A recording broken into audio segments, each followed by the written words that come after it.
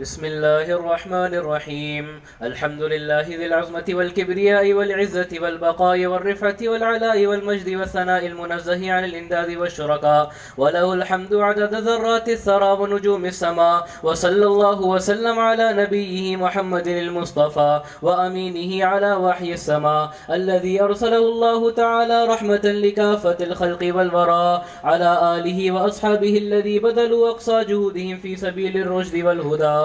وبعد، قال محمد بن سيرين رحمه الله: هذا الحديث دين فانظروا عمن تأخذون دينكم. وقال عبد الله بن المبارك رحمه الله: الإسناد من الدين، لولا الإسناد لقال من شاء ما شاء. فبمعلوم أن صحيح البخاري مزية فائقة، إذ هو أجل كتب الإسلام بعد كتاب الله إطلاقا وأعظمها شأنا، لذلك كان نشره وإصداره بين المسلمين من أعظم المهمات وإكبرها. وبالسند المتصل من مولانا مفتي محمد سليمان بن محمد أعظم دامت بركاتهم، هو يروي عن شيخ الجليل المفسر عصره ومحقق دهره فقيه زمانه سيدنا ومولانا وسندنا شيخ التفسير والحديث مولانا المفتي محمد زرولي خان رحمه الله ابن محمد عاقل رحمه الله. وهذا الشيخ الجليل يروى الجامع الصحيح البخاري عن محدث كبير وشارح الترمذي الشيخ محمد يوسف الحسيني البنوري، هو يروي عن إمام العصر بحر العلوم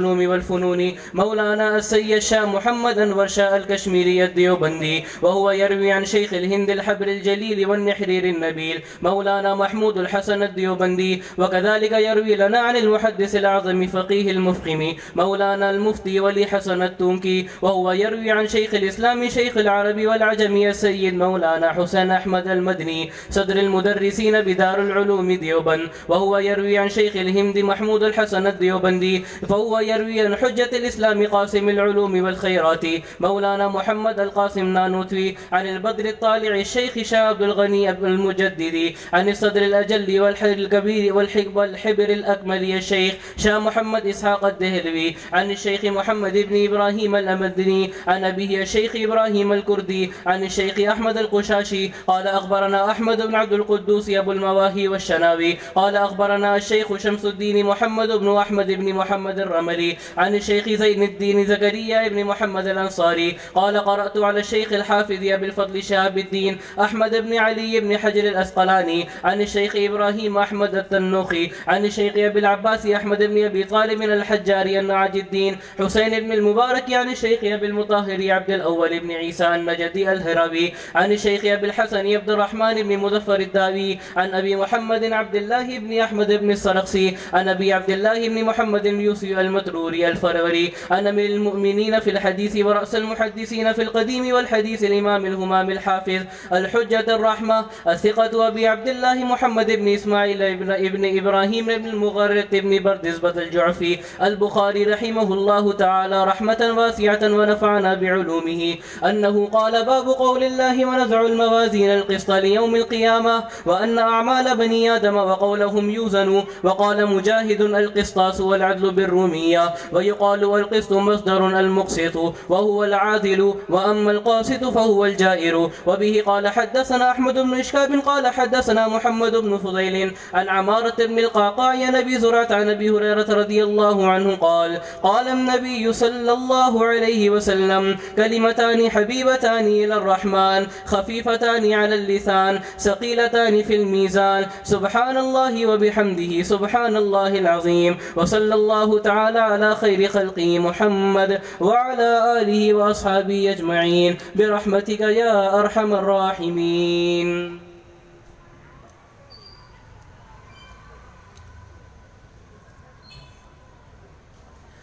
الحمد لله جل وعلا الذي خلق الأرض والسماوات العلى، الرحمن على العرش استوى، له ما في السماوات وما في الأرض وما بينهما وما تحت الثرى. وصلى الله تعالى على نبي المصطفى ونبي المجتبى وأمينه على وحي السماء، وعلى آله النجبى وأصحاب الأتقياء ومن تبعهم بإحسان إلى يوم الدين من المفسرين والمحدثين والفقهاء إلى يوم الجزاء. أما بعد، وبسند متصل منا إلى أمير المؤمنين في الحديث محمد بن إسماعيل البخاري رحمه الله تعالى أنه قال باب قول الله وندعو الموازين القسط ليوم القيامة وأن أعمال بني آدم وقولهم يوزن. وقال مجاهد القسطاس العدل بالرومية، ويقال القسط مصدر المقسط وهو العادل، وأما القاسط فهو الجائر.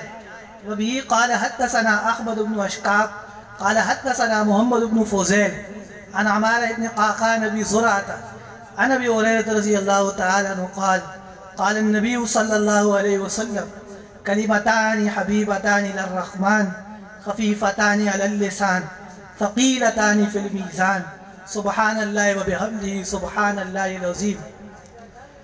قال ابن الصلاح أصح الكتب بعد كتاب الله تعالى تأديب السباعي الصحيح البخاري. العلم للرحمن جل جلاله، العلم للرحمن جل جلاله وسواه في جهالات يتغوغ. ما للتراب وللعلوم وإنما ما للتراب وللعلوم وإنما يسعى ليعلم أنه لا يعلم. كان البخاري حافظا ومحدثا، كان البخاري حافظا ومحدثا جمع الصحيح مكمل التحرير میلاده صدق ومدة عمره، میلاده صدق ومدة عمره فيها حميد وانقضى في نوره. اللهم صل على محمد وعلى آل محمد كما صليت على إبراهيم وعلى آل إبراهيم إنك حميد مجيد. اللهم بارك على محمد وعلى آل محمد كما باركت على إبراهيم وعلى آل إبراهيم إنك حميد مجيد. اللہ جل جلالہ اب نوالو کا احسان فضل ہے کہ آج آپ اور میں ایک بڑی مبارک تقریب اور باسعادت مجلس ختم بخاری شریف کے نام سے جو موسوم ہے آج ہم اس میں موجود ہیں، اور حق سبحانہ و تعالیٰ کا اس پہ جتنا شکر ادا کرے اور جتنے شکر کے کلمات کہے وہ کم ہے. اور اللہ رب جل جلالہ کا قانون ہے لئن شکرتم لأزیدنکم، کہ اگر نعمتوں کا شکرانے ہو اور اللہ سبحانہ و تعالیٰ کی نعمتوں پر اللہ کے شکر ادا کیے جائیں تو اللہ تعالیٰ بار بار اچھے کاموں کی اور نیکیوں کی توفیق عطا فرماتا ہے. پورا سال الحمدللہ بخاری شریف کا یہاں درس ہوا، اور جب آخری حدیث کا وقت آیا تو ذہن میں یہ بات آئی کہ بزرگان دین کا طریقہ ہے کہ جب بخاری شریف کی آخری حدیث کا درس ہوتا ہے تو اپنے دوستوں کو، رشتہ داروں کو، محلے والوں کو اور عزیزوں کو جمع کر لیتے ہیں تاکہ رسول اللہ صلی اللہ علیہ وسلم کی طرف سے امت کو جو وظیفہ امام بخاری رحمۃ اللہ علیہ نے دیا ہے اس میں سب شریک ہو جائیں، سن لیں. اور یہ ایک مبارک اور خیر کی مجلس ہوتی ہے، اور اس میں اللہ دعائیں قبول فرماتے ہیں اور دعاؤں کی برکت سے مشکلات دور ہوتی ہیں. اس لیے آج آپ حضرات کو یہاں پہ ہم نے جمع کیا. تو حدیث شروع کرنے سے پہلے امام بخاری رحمۃ اللہ علیہ سے متعلق کچھ باتیں آپ کو بتائیں گے انشاءاللہ. امام بخاری رحمۃ اللہ علیہ امام موصوف کا مکمل نام محمد بن اسماعیل البخاری ہے، اور 194 ہجری شوال کا مہینہ اور بعد نماز جمعہ امام بخاری کی ولادت باسعادت ہے.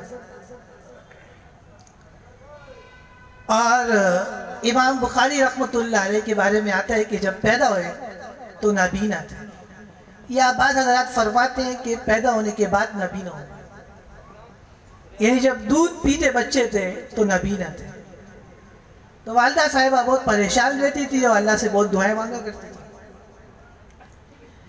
تو دعاؤں میں اللہ نے بڑا زور رکھا ہے اور بڑی طاقت رکھی ہے. پہاڑ کے برابر کام اگر نہ ہو رہا ہو، خدا کی قسم آپ دعائیں کریں اخلاص سے اور اللہ کے آگے آنسو گرائیں، وہ کام ہو جائے گا انشاءاللہ. اور جو دعائیں کرتے ہیں اللہ تعالیٰ ساری دنیا کو ان کا تابع بناتا ہے. ہماری بدقسمتی یہ ہے کہ ہم اللہ تعالیٰ سے مانگتے نہیں.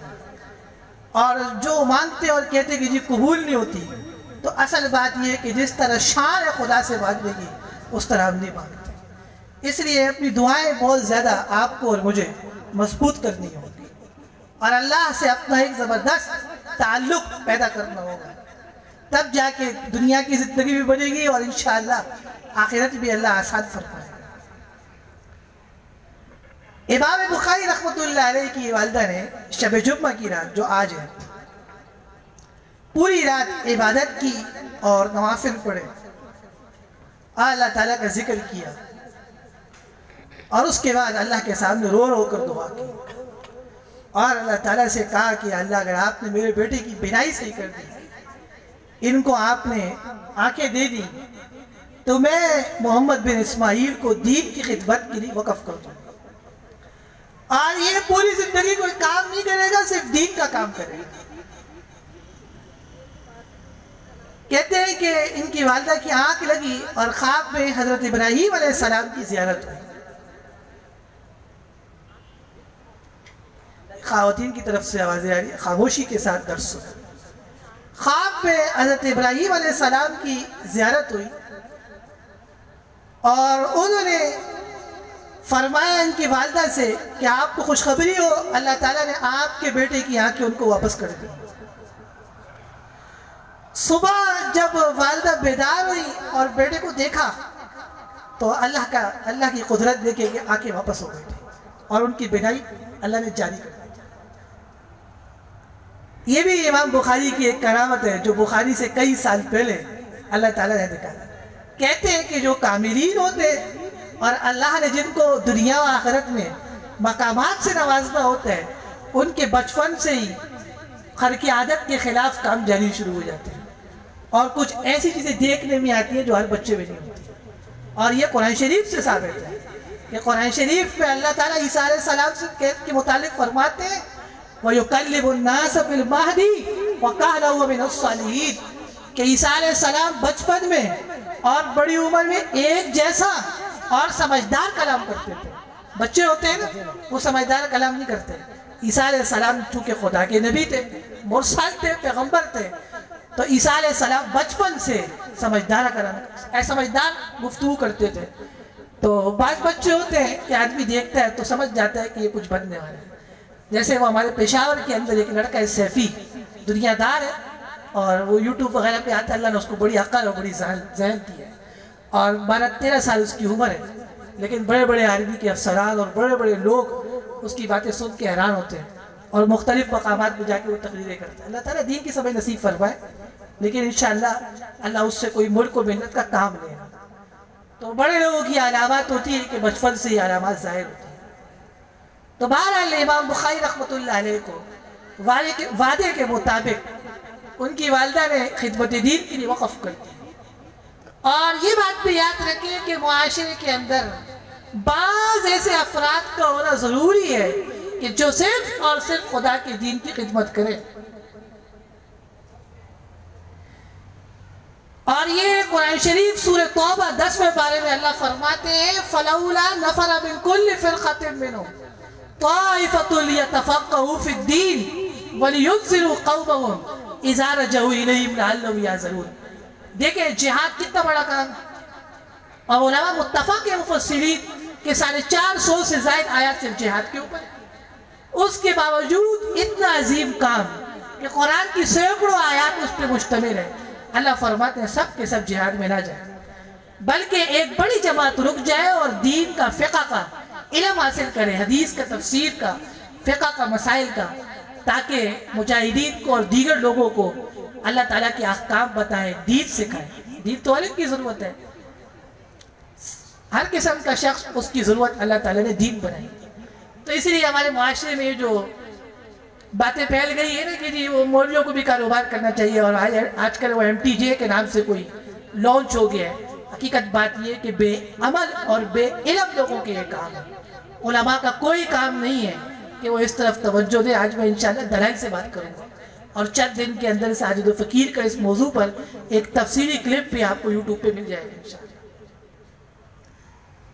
دیکھیں اگر علماء دین کو چھوڑ کر دنیا کی طرف جائیں گے تو دین پہ کمی واقع ہو جائے گی، اور خدمت دین اس طرح نہیں ہو سکے گی کہ جس طرح اس کا حق ہے۔ مسجد نبوی میں ایک حصہ ہے، ایک چبوترا ہے، آج بھی اس کی علامات موجود ہے، اس کا نام ہے اصحاب الصفہ۔ جناب نبی کریم صلی اللہ علیہ وسلم کے جو طلبات تھے، حضرت بلال، حذیفہ اور عمار بن یاسر اور صہیب رومی، اور تقریباً 200 کے قریب محدثین نے کہا ہے کہ وہاں طلبہ تعلیم حاصل کرتے تھے، وہ صرف اور صرف دین کا کام کرتے تھے، دوسرا کام ان کے ذمہ کوئی نہیں تھا۔ بلکہ میں تو یہ مثال دیتا ہوں کہ اگر آپ ویلفیئر کا کام بھی شروع کرتے ہیں تو ویلفیئر کے ساتھ آپ دوسرا کام کر نہیں سکتے۔ اور عجیب بات یہ ہے کہ جو آدمی 2 کشتیوں میں سوار ہوتا ہے وہ کہیں کہیں ہوتا ہے۔ اس لیے طلباء اور علماء اللہ نے ان کو خالص اپنے دین کے لیے پیدا فرمایا۔ یہ اس پہ پریشان نہ ہو کہ ہم کھائیں گے کہاں سے اور پیئیں گے کہاں سے۔ عموماً طلباء جب فاضل ہو رہے ہوتے ہیں ان کے والدینوں کو پریشانی ہوتی ہے کہ ان کو کوئی بڑا بزنس لگا کے دے دیں۔ دیکھیں اللہ تعالیٰ نے علماء کے ساتھ وعدہ کیا ہے، ایک عمومی وعدہ ہے جو ہر ایک کے ساتھ ہے، ڈاکٹر کے ساتھ بھی ہے، انجینئر کے ساتھ بھی ہے، پروفیسر کے ساتھ بھی ہے، مرد کے ساتھ بھی ہے، عورت کے ساتھ بھی ہے۔ وہ یہ ہے وَمَا مِن دَابَّةٍ فِي الْأَرْضِ إِلَّا عَلَى اللَّهِ رِزْقُهَا، کہ اللہ کی جتنی مخلوقات زمین پہ آباد ہے سب کو روزی ملے گی، اس پہ سب آ جاتے ہیں، انسان بھی ہے، جنات بھی ہے، درندے بھی ہے، حشرات الارض بھی ہے اور حیوانات بھی ہے۔ لیکن یہ علماء ایسے اور طلباء اللہ کے خاص لوگ ہیں کہ اللہ تعالیٰ نے ان کے ساتھ خصوصی وعدہ فرمایا۔ اور حدیث شریف میں ہے کہ جناب رسول اللہ صلی اللہ علیہ وسلم نے فرمایا من تفقہ فی دین اللہ، جس نے اللہ کے دین کا علم حاصل کیا، قرآن کا، حدیث کا، فقہ کا، کفاء اللہ مہمہ، اس کے دین کے اور دنیا کے جتنے بھی مقاصد ہوں گے اس کا ذمہ دار عمران خان نہیں ہوگا، نواز شریف نہیں ہوگا۔ فرمایا کفاء اللہ مہمہ، علماء دین اور طلباء کے دین اور دنیا کے جتنے مقاصد ہیں ان کا ذمہ دار صرف اور صرف اللہ ہوگا۔ وَرَزَقَهُ مِنْ حَيْثُ لَا يَحْتَسِبُ، اور اللہ مولویوں کو وہاں سے کھلائے گا جہاں سے مولویوں نے خود نہیں سوچا ہوگا۔ تو چونکہ یہ پروگرام بیرونی دنیا میں بھی اس وقت لائف چل رہا ہے اور بیرونی دنیا سے بھی لوگ دیکھ رہے ہیں، ان کے لیے بھی پیغام ہے کہ آپ اپنی اولادوں کو دین کے لیے وقف کریں، دنیا کی پریشانی لینے کی ضرورت نہیں ہے آپ کو۔ اور وہ علماء کا رزق تو اللہ کی شان ہے کہ زیادہ ہوتا ہے، کم تو ہوتا ہی نہیں۔ کئی دفعہ ہم دیکھتے ہیں کہ گھر والے دال کھا رہے اور مولوی کڑھائیاں کھا رہے، یہ اللہ تعالیٰ کا نظام ہے۔ شاید جتنے سفر حرمین شریفین کے علماء کرتے ہیں شاید عوام بھی نہیں کرتے، بڑے سے بڑے لینڈ لارڈ بھی نہیں کرتے۔ جتنا اللہ تعالیٰ دنیا علماء کو گھماتے ہیں، میں نہیں دیکھا کہ کوئی عام شخص بھی اتنا گھما ہو۔ تو اس لیے رزق کی پریشانی نہیں کرے، فاضل ہونے کے بعد صرف اور صرف دین کا کام۔ دین میری اور تمہاری اساس ہے، دین میری اور تمہاری عزت کا دام ہے۔ ہمارے شیخ حضرت شیخ التفسیر والحدیث المحدث الکبیر الذی نظیرہ فی ساعت اطلاعی فی العلم والحلم، حضرت مولانا مفتی صاحب علی خان صاحب نور اللہ برکتہ، خدا کی قسم ایسی تربیت کرتے تھے اور ایسے نصائح کرتے تھے کہ جو طلباء دنیا کی طرف سوچتے تھے وہ بھی کہتے تھے کہ بس اب توبہ، اب دین کی خدمت کرنی ضروری ہے۔ اور جتنے ہمارے دوست ہیں جو ڈاکٹرز ہیں یا سرجنز ہیں، یا جتنے ہمارے انجینئر دوست ہیں یا پروفیسر حضرات ہیں، یا جتنے بھی ہمارے دنیا کے او لیول، اے لیول یا ادھر ادھر کے ہمارے دوست ہیں، ان سب کی ضرورت دین ہے۔ اور ان سب کو سوچنا چاہیے کہ علماء ہم پر احسان کر رہے ہیں کہ اپنی زندگیوں کو وقف کر کے ہمارے لیے ہمیں دین سکھا رہے ہیں۔ دیکھو ہمارے پاس تو ہر قسم کے لوگ آتے ہیں، ہر قسم کی شخصیات کی ضرورت دین ہے۔ اور میں کہتا ہوں کہ دنیا داروں کو احسان مند ہونا چاہیے علماء کا کہ کوئی تو ہے کہ جو ہماری فکر میں دن رات مسائل کا مطالعہ کر رہا ہے اور دین کو بڑھا رہا ہے۔ حقیقت میں علماء دین پوری امت کی طرف سے ایک بہت بڑا فرض کفایہ ادا کر رہے ہیں، اور عوام کو ان کا احسان بند ہونا چاہیے اور ان کا معاون ہونا چاہیے۔ حدیث شریف میں ہے نا کہ یا تو عالم بن جاؤ، اگر عالم نہیں بن سکتے تو طالب علم بن جاؤ. اگر طالب علم بننے کی سکت نہیں ہے تو کم سے کم ان کے دوست اور معاون بن جاؤ، دشمن نہیں بن. دشمن بننے میں کوئی خیر نہیں. تو اس لیے آپ اپنی اولادوں کو ضروری نہیں کہ سارے کے سارے ڈاکٹر بنے. 4 بیٹے، ایک ڈاکٹر بنا دیں، ایک انجینئر بنائیں، ایک کو آپ کسی ملٹی نیشنل کمپنی میں نوکری لگوائیں، اچھی بات ہے.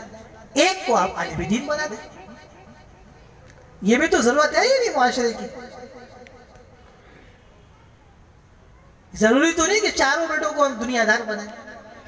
ایک بیٹا تو ہمارا ایسا ہونا چاہیے کہ جو ہماری قبر اور آخرت کے لیے.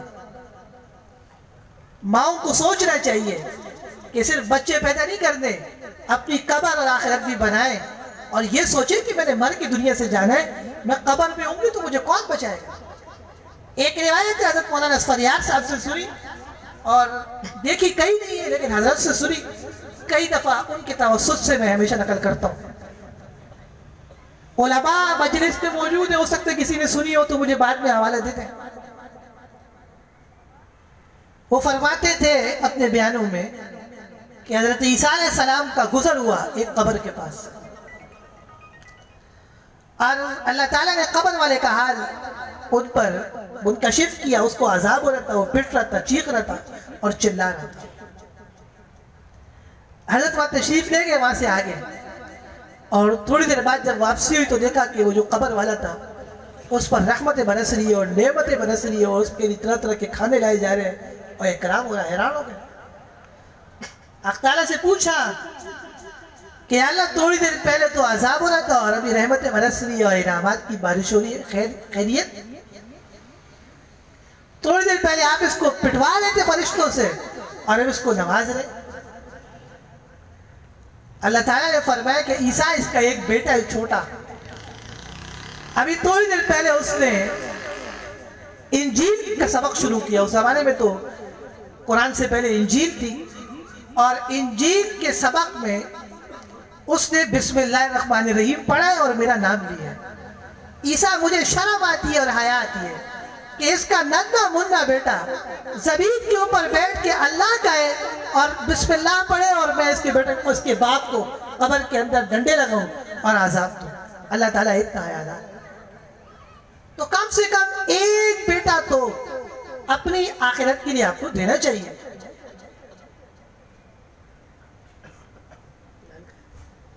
بلال بھائی کہاں ہے؟ بلال بھائی کہیں بھی ہیں تو باہر جا کے ذرا انتظامات دے کے وحید اللہ صاحب بھائی کے ساتھ. تو حق تعالیٰ کو حیا آئی کہ اس کا بیٹا زمین پر میرا نام لے رہا ہے اور میں اس کو عذاب دوں. تو یہ ضروری ہے کہ آپ کے سارے بچے امریکہ جائیں اور برطانیہ جائیں یا کینیڈا جائیں اور وہاں سے کوالیفائڈ ہو کے. میرا تعلق بھی ایک ایسے گھرانے سے ہے کہ میں بھی دنیا کے علوم حاصل کر رہا تھا اور کیمرے سسٹم میں پڑھتا تھا، اور وہاں سے میرے والدین نے مجھے نکالا اور دین کے لیے وقف کی. تو کبھی تو کوئی نہیں، اللہ کا احسان ہے، کھلا کھاتے اور کھلا پیتے، اچھے کپڑے پہنتے، اللہ تعالیٰ نے ہمیشہ عزت دیتا ہے. یہ ایک مغرب کی طرف سے غلط کانسیپٹ پیدا کیا گیا ہے کہ علماء بھوکے مرتے اور ان کے پاس کھانے کو کچھ نہیں ہوتا. آج کل ایک تبلیغی خطیب ہے، ان کا ایجنٹ کار، اس کا کام یہ ہے کہ ہر بات دین اور اسلام کے خلاف کرتے، اور بدقسمتی یہ ہے کہ ہمارے لوگ اس کو سنتے ہیں، اس کے منہ میں لگا دیں. بالکل کہنا نہیں چاہیے، ان کی ساری باتیں اسلام کے خلاف کرتے ہیں. آپ اپنے سارے بچوں کو 3-4 بیٹے اللہ نے آپ کو دیے، ایک کو ڈاکٹر بنائے، سر آنکھوں پر. معاشرے کی ضرورت ہے. علماء کہتے ہیں اگر اس پہ اتفاق ہو جائے کہ کوئی ڈاکٹر نہیں بنے گا، پوری امت بنے گا، پوری امت، کیونکہ ڈاکٹر بننا ضروری ہے. آپ اپنے علاج کس سے کریں گے؟ اس لیے اگر پوری امت نے اتفاق کیا کہ ڈاکٹر کوئی نہیں بنے گا، پوری امت گنہگار ہے. چند لوگ ڈاکٹر بن جائیں گے، دوسروں کی طرف سے فرض کفایہ ثابت ہو جائے گا. اگر پوری امت نے اتفاق کیا کہ انجینئر کوئی نہیں بنے گا، پوری امت گنہگار ہے. چند لوگوں کو چاہیے کہ وہ ہر طرح کی اعلیٰ ترین یونیورسٹیوں سے تعلیم حاصل کریں، اور دنیا کی یونیورسٹیوں سے بھی کر سکتے ہیں. ہر جگہ مذہبی یونیورسٹیاں تو دستیاب نہیں. ND جائے اور بہترین یونیورسٹی کو، یہ ہمارا طالب علم فاضل ہو رہا ہے، اور اس کا ایک بھائی اسلام آباد میں نصف یونیورسٹی میں پڑھتا ہے. نصف نام ہے، تو دیکھو ان کی ماں نے ایک بیٹا وہاں دیا اور ایک بیٹا یہاں دیا، اپنی آخرت بنائی کہ نہیں بنائی؟ تو ضروری نہیں ہے کہ ہمارے سارے بچے دنیا میں پڑھیں۔ اسی طرح اگر یہ اس بات پہ بھی لوگ اتفاق کر لیں کہ اپنے بچوں کو عالم نہیں بنانا تو پوری امت گنہگار ہوگی۔ تو میں نے آج اس پہ اس لیے کلام کیا کہ میڈیا پہ عجیب و غریب باتیں آتی ہیں، اور حقیقت بات یہ کہ اپنے ہی لوگوں سے ایسی باتیں سننے سے دل خراب ہو جاتا ہے۔ تو علماء کا مستقبل اللہ نے روشن کیا ہے، اور یہ کوئی زکوٰۃ اور فطرانے کے محتاج نہیں ہے کہ اگر کوئی یہ کہتا ہے کہ جی ہم زکوٰۃوں سے چلاتے ہیں مدرسہ، تو حضرت بن نوری تو زکوٰۃ بھی نہیں لیتے تھے، اور اگر کسی مدرسوں میں اگر زکوٰۃ جاتی ہے تو کون سے گناہ کی بات ہے؟ آپ کو پتہ ہے پاکستان سے باہر جو امریکہ اور دیگر ممالک ہیں، وہاں کی جو مدرسے ہیں ان میں باقاعدہ فیسیں مقرر ہیں، تو وہاں کے لوگ زکوٰۃ پاکستان بھیجتے ہیں۔ آپ کو تو اللہ کا شکر ادا کرنا چاہیے کہ پاکستان میں مدارس ہیں کہ آپ کی زکوٰۃ صحیح مصرف پہ لگ رہی ہے۔ اور یہ کتنی بڑی بات ہے کہ یہ طلبہ پوری زندگی دین کا کام کرتے ہیں اور پوری امت کو ان سے فائدہ ہوتا ہے۔ تو بہرحال امام بخاری رحمۃ اللہ علیہ نے جب احادیث جمع کرنا شروع کی تو بہت زیادہ احتیاط فرمایا کرتے تھے۔ ہر ایک سے ان کی عادت نہیں تھی کہ وہ احادیث نقل کریں۔ کہتے ہیں کہ محدث کے بارے میں ان کو پتہ لگا کہ ان کے پاس چند احادیث ہے، اور بڑا دور کا سفر اختیار کیا، ان کی خدمت میں تشریف لے گئے۔ جب پہنچے تو انہوں نے دیکھا کہ وہ گھوڑے کو پکڑنے کے لیے گھاس یا کوئی بھی چارہ دکھاتے ہیں، اور جیسے وہ قریب آیا اس کو پکڑ لیا اور چارہ نہیں دیا۔ امام بخاری نے سوچا کہ جو شخص ایک معصوم مخلوق کے ساتھ ظلم کر سکتا ہے تو کیا پیغمبر کی حدیث کے ساتھ ظلم نہیں کر سکتا؟ حدیث کی نہیں، پیچھے ہٹے، اور بڑے اہتمام کے ساتھ انہوں نے اپنی اس بخاری کو جمع کیا۔ اور ایک اور واقعہ آپ کو سناتا ہوں کہ امام بخاری جب اپنے علوم کی تحصیل کے لیے، علم حاصل کرنے کے لیے جا رہے تھے تو کشتی میں سفر کیا انہوں نے، تو ان کی والدہ نے 1000 اشرفیاں ان کو دے دی کہ سفر میں کام آئیں گی۔ تو سفر میں عموماً بسوں میں اور ٹرینوں میں ٹھگ بھی بیٹھے ہوتے ہیں، بسوں میں اور ٹرینوں میں ٹھگ بھی بیٹھے ہوتے ہیں، وہ دوستی لگا لیتے ہیں اور پھر لوٹ مار کرتے ہیں۔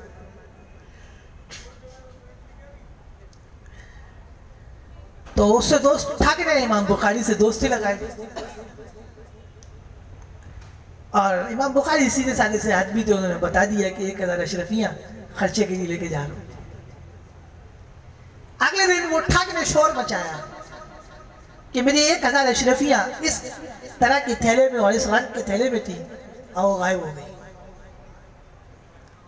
اور کشتی میں سے کسی نے چوری کی ہے۔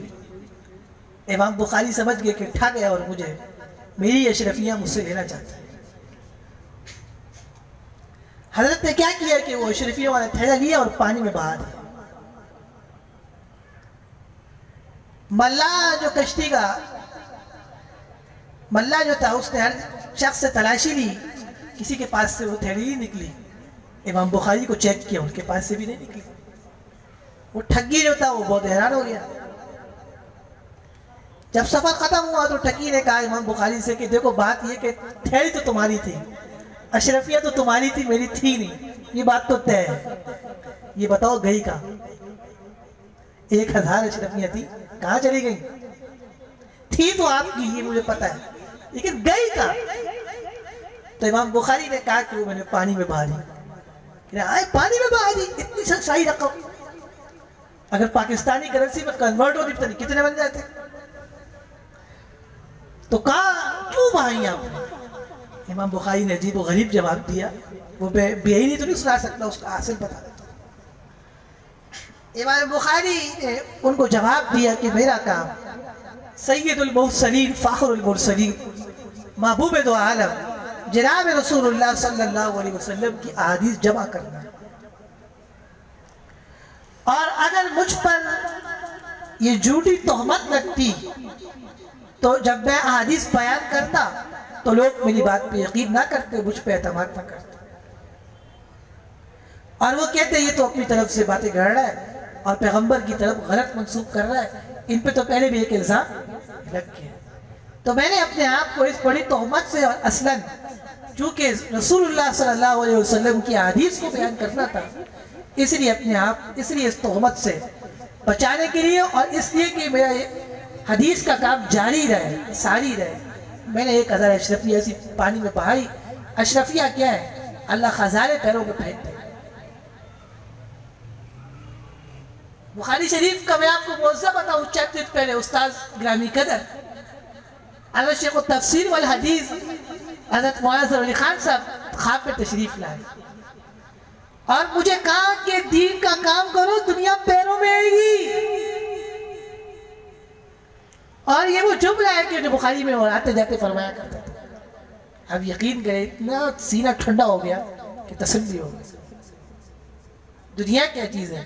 دنیا تو اللہ علماء اور طلباء کے پیروں میں پھینکتا ہے۔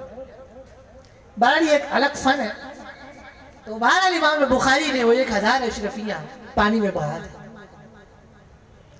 اس لیے کہ رسول اللہ صلی اللہ علیہ وسلم کی احادیث کو بیان کرنا ان کی زندگی کا مشن اور مقصد تھا۔ امام بخاری رحمۃ اللہ علیہ نے 900 اساتذہ اکرام سے تعلیم حاصل کی ہے اور ان کی یہ بخاری شریف ان سے 90,000 طلباء نے پڑھی اور یہ سلسلہ ختم نہیں ہوا، اب تک جاری ہے اور انشاءاللہ قیامت تک جاری رہے۔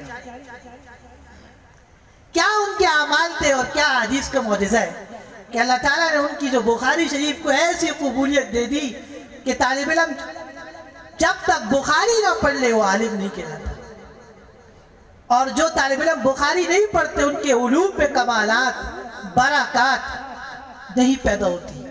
بس طالب علموں کی عادت ہوتی ہے جب کرنے کی، جیسے وہ اسکول میں لڑکے ہوتے ہیں 5 نہیں پڑھی 6 میں چلے گئے، 7 نہیں پڑھی 9 میں چلے گئے، کس کو کیا پتا جب سی وی بنتی ہے تو پوری ہوتی ہے۔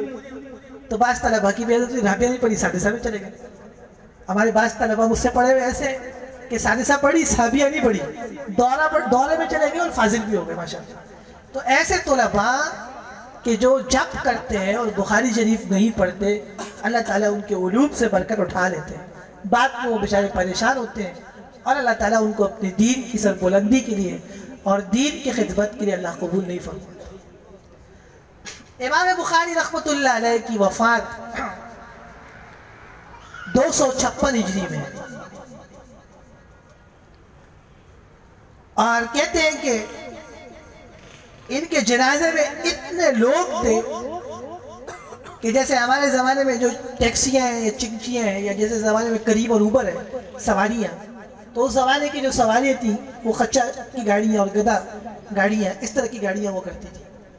اتنا رش تھا جنازے میں کہ وہ گاڑیاں بھی موجود نہیں تھیں کہ اس میں جائیں، کہ پورا شہر اور پورا علاقہ حضرت کے جنازے میں تھا۔ بڑے علماء کی شان یہ کہ ان کا جنازہ بڑا نکلتا ہے دین پڑھانے کی وجہ سے، اللہ تعالیٰ ان کو یہ سعادت نصیب فرماتا ہے۔ تو الحمدللہ آپ لوگ بخاری کے اس عظیم درس میں شریک ہو رہے ہیں، اور ہماری بھی خواہش یہ ہے کہ اس حدیث کے ذیل میں کافی اچھی باتیں آپ کو بتائیں تاکہ آپ کی نیکیوں میں حسنات میں اضافہ ہو جائے۔ ہماری ماؤں کو بھی چاہیے کہ وہ بھی سے نیت کریں کہ ہم بھی اپنے بچوں کو حافظ قرآن اور عالم دین پڑھائیں، تاکہ آخرت کا یہ سرمایہ قیامت کے دن کام ہے۔ آخرت تو برحق ہے، موت تو برحق ہے اور سب کو آنی ہے۔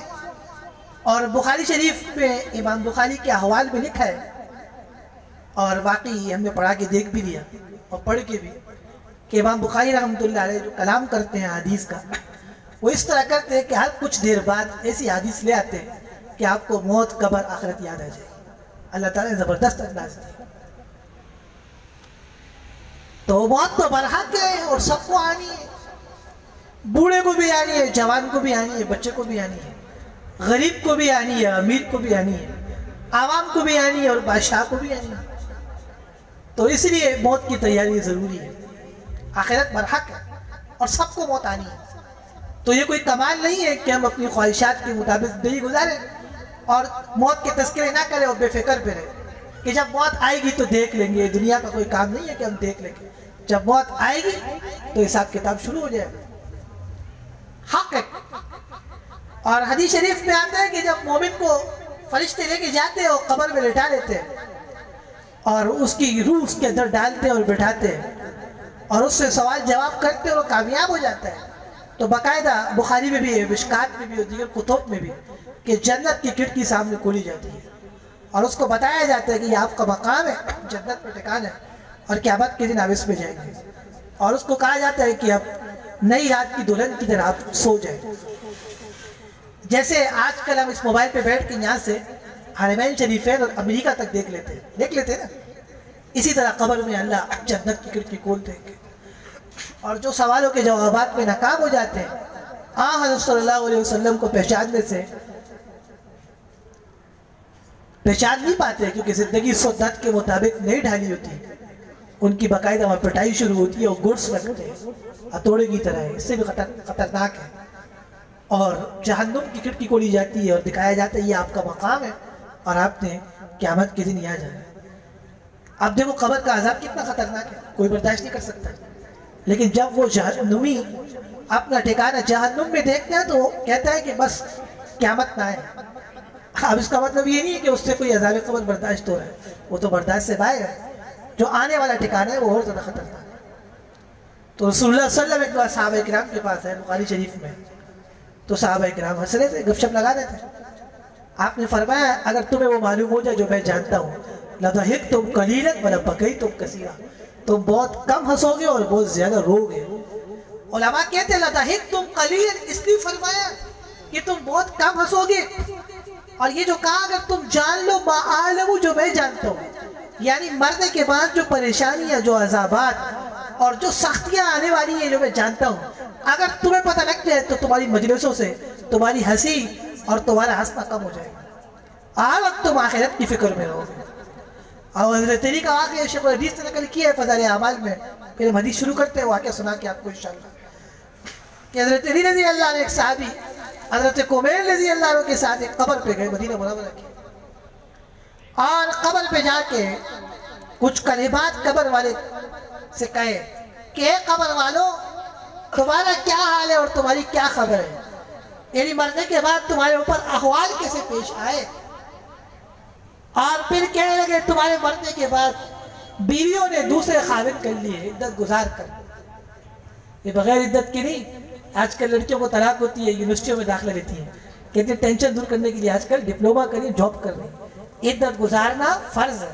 خواتین کان کھول کے سنیں، عدت گزارنا فرض ہے. عدتوں کے دوران کبھی یونیورسٹی میں کسی لڑکے کے ساتھ گھومتی، کبھی کسی کے ساتھ، اور بڑا گناہ کرتی.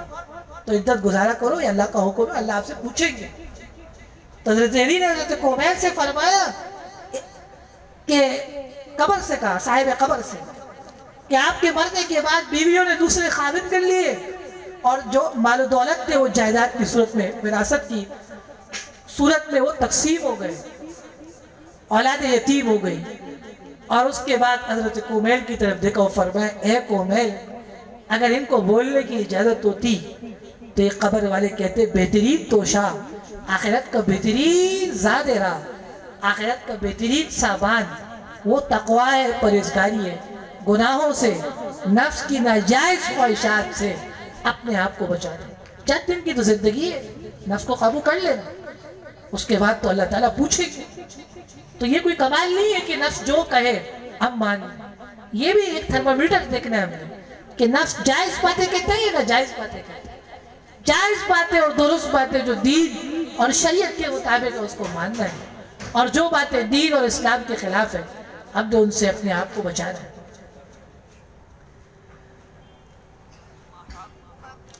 باب قول اللہ وَنَضَعُ الْمَوَازِينَ الْقِسْطَ لِيَوْمِ الْقِيَامَةِ. امام بخاری یہ کلمتانی حبیبتانی والی جو حدیث ہے یہ بخاری میں 3 جگہ لائے. کتاب الایمان والنذور میں لائے، کتاب الدعوات پہ لے کے آئے، اور اب کتاب التوحید میں اخیر پہ جا کر لے آئے. امام بخاری ایک حدیث کو جب مختلف جگہوں پہ ذکر کرتے ہیں تو ان کا مقصد یہ ہوتا ہے کہ ہر جگہ اپنے نئے استاذ کو بیان کرتے ہیں. جیسے انما الاعمال بالنیات حمیدی سے لے کے آئے ابتدا میں، اور پھر دیگر مقامات پہ دوسرے مختلف اساتذہ کا ذکر کیا. اسی طرح کلمتان یہ بھی بتان کو 3 جگہ لے کے آئے. ایک جگہ زہیر سے لے کے آئے، زہیر کا تعارف کرا اپنے استاد، کتاب الدعوات میں قتیبہ ابن سعید سے لے کے آئے اور ان کا تعارف کرایا، اور آخر میں جا کر کتاب التوحید کے اندر یہ روایت احمد ابن اشکاب سے لے آئے۔ وَنَدَعُوا الْمَوَازِينَ الْقِسْطَ لِيَوْمِ الْقِيَامَةِ، اللہ تعالیٰ فرماتے ہیں ہم قائم کریں گے ترازو انصاف کا قیامت کے دن۔ نَدَعُوا اَيْ وَدَعُوا يَدَعُوا، طلبہ سمجھتے ہیں کہ اس پہ کیا تعلیلات ہوئیں ان کی یدعو بن گئی، اور جس کی صرف اور ناف کمزور ہے اگر فاضل بھی ہوگی اب بھی موقع ہے، محنت کر لے، ورنہ کچھ نہیں سمجھ میں آئے گا، کیونکہ ہمارا پورا مذہب عربی زبان میں، اردو میں کچھ نہیں ہے، علم اللہ تعالیٰ نے عربی میں رکھا، اردو میں نہیں ہے۔ اور موازین، الموازین یہ جمع میزان کی، تفصیلات کے لیے عبدالوہاب شعرانی کی کتاب المیزان الکبریٰ ملاحظہ کرے، ادلہ کے ساتھ، تفصیلی دلائل کے ساتھ، طلباء و علماء کے لیے بہترین ہے، عربی کتب دکھا کر ہے، آپ کے علوم میں برکت ہوگی انشاءاللہ۔ اللہ تعالیٰ فرماتے ہیں وَنَدَعُوا الْمَوَازِينَ الْقِسْطَ لِيَوْمِ الْقِيَامَةِ، اور ہم قائم کریں گے ترازو انصاف کا قیامت کے دن۔ قیامت کے دن جس ترازو پر اعمال تلیں گے، تو حضرت داؤد علیہ السلام نے اللہ تعالیٰ سے پوچھا کہ یا اللہ جس ترازو پر قیامت کے دن اعمال تلیں گے، ظاہر سی بات ہے آدم علیہ السلام سے لے کر رسول اللہ صلی اللہ علیہ وسلم کی پوری امت جو قیامت تک آئے گی سب کے اعمال تلیں گے، تو چھوٹا ترازو تو نہیں ہوگا، پتہ نہیں کتنا بڑا ترازو ہوگا۔ تو داؤد علیہ السلام نے خواہش ظاہر کی کہ اللہ وہ ترازو دیکھنا چاہتا ہوں کتنا بڑا ہوگا کہ اس میں اعمال تلیں گے۔ حق تعالیٰ نے جب ترازو دکھایا تو وہ ترازو آسمان اور زمین کے درمیان تھا، اتنا بڑا کہ آسمان اور زمین کے درمیان تھا، اور اس کے دو بڑے بڑے پلڑے تھے کہ اس ترازو میں آدم علیہ السلام سے لے کے قیامت تک آنے والی انسانیت کے اعمال تلیں گے۔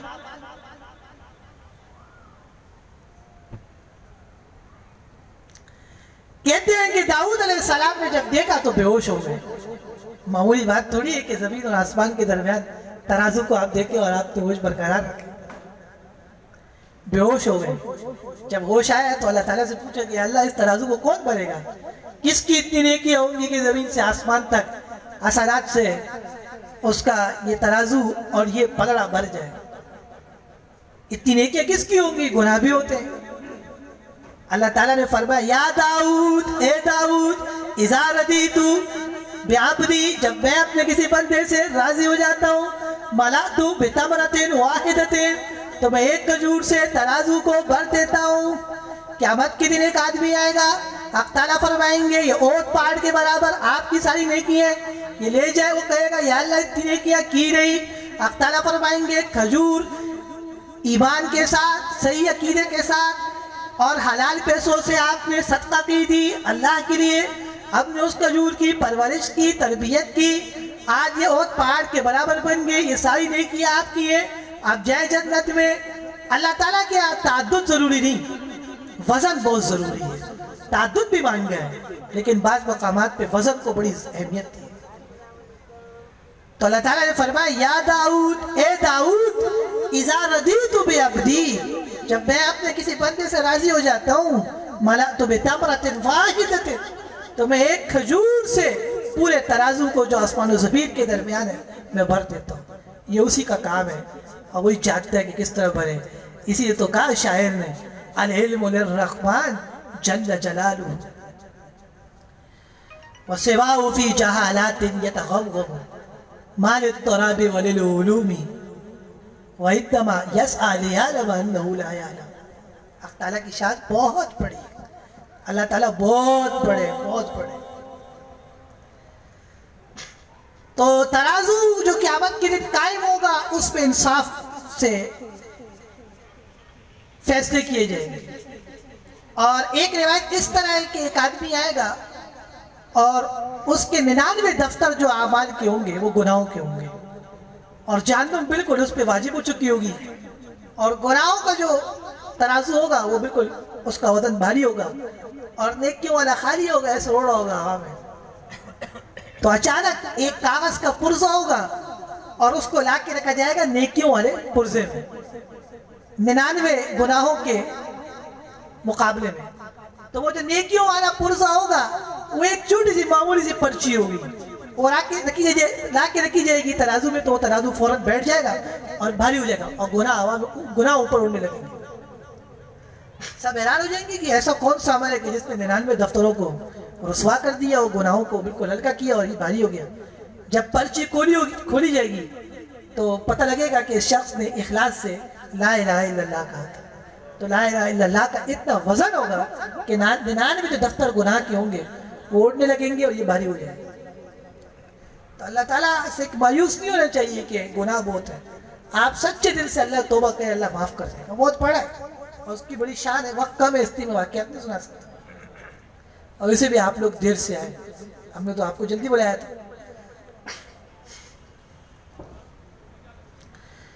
تو وَنَضَعُ الْمَوَازِينَ الْقِسْطَ لِيَوْمِ الْقِيَامَةِ، اللہ فرماتے ہیں سورۃ الکاف میں، اور ہم قائم کریں گے ترازو انصاف کا قیامت کے دن۔ کہتے ہیں قیامت کے دن لوگ اپنے گناہوں کے حساب سے پسینوں میں ڈوبے ہوئے ہوں گے، کوئی کندھوں تک ڈوبا ہوگا، کوئی گھٹنوں تک، جس کے جتنے گناہ اس حساب سے۔ وَأَنَّ أَعْمَالَ بَنِي آدَمَ وَقَوْلَهُمْ يُوزَنُ، امام بخاری فرماتے ہیں کہ بنی آدم کے جو اعمال اور اقوال ہیں وہ قیامت کے دن باقاعدہ تولے جائیں گے۔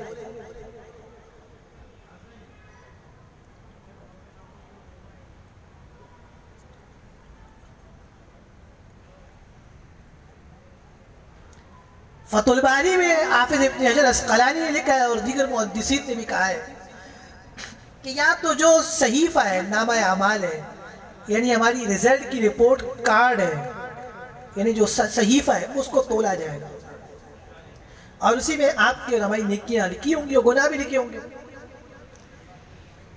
اور کہتے ہیں کہ راجح قول یہ کہ باقاعدہ اعمال قیامت کے دن تولیں گے۔ تو بعض معتزلہ نے اور بے دین لوگوں نے اعتراض کیا کہ یہ تو اعراض ہے اور کیسے تولیں گے؟ اب نماز پڑھتے ہیں اس کو تو کوئی وزن نہیں، اور روزہ رکھتے ہیں اس کی کوئی شکل نہیں، اب یہ موبائل ہے اس کا تو وزن نہیں، تو تل سکتا ہے، نماز کیسے تولی جائے گی قیامت کے دن؟ بھئی اس کی تو کوئی شکل نظر نہیں آ رہی کہ کوئی وزن نہیں ہے کہ وہ تلے، روزے ہو کوئی وزن نظر نہیں آ رہا، کیسے تلیں گے؟ ذکر ہے، تسبیح ہے، صدقہ خیرات ہے، کوئی وزن نہیں ہے تلے۔ تو آج آپ دیکھ سکتے ہیں کہ بخار بھی تھرمومیٹر میں تولا جاتا ہے، اور ڈاکٹر جب تھرمومیٹر آپ کے منہ میں یا بغل میں رکھتا ہے تو تھوڑی دیر میں بتا دیتا ہے کہ آپ کو 100 بخار ہے یا 101 یا 102 بخار ہے۔ تو اعراض کیا ہے؟ باقاعدہ تولی جاتا ہے۔ اور اب تو دنیا نے اتنی ترقی کر لی کہ یہاں سے بیٹھ کر آپ امریکہ تک بات کر سکتے ہیں، اور کے تمام مناظر آپ دیکھ سکتے ہیں۔ اب دیکھو نا، انٹرنیٹ کی برکت سے آج کا پروگرام پوری دنیا کے اندر فیس بک کے ذریعے لائیو چل رہا ہے، تو کام تو سارے ہو رہے۔ تو اب وہ تمام اعتراضات جو لوگوں نے کیے وہ سب ختم ہو سکتے۔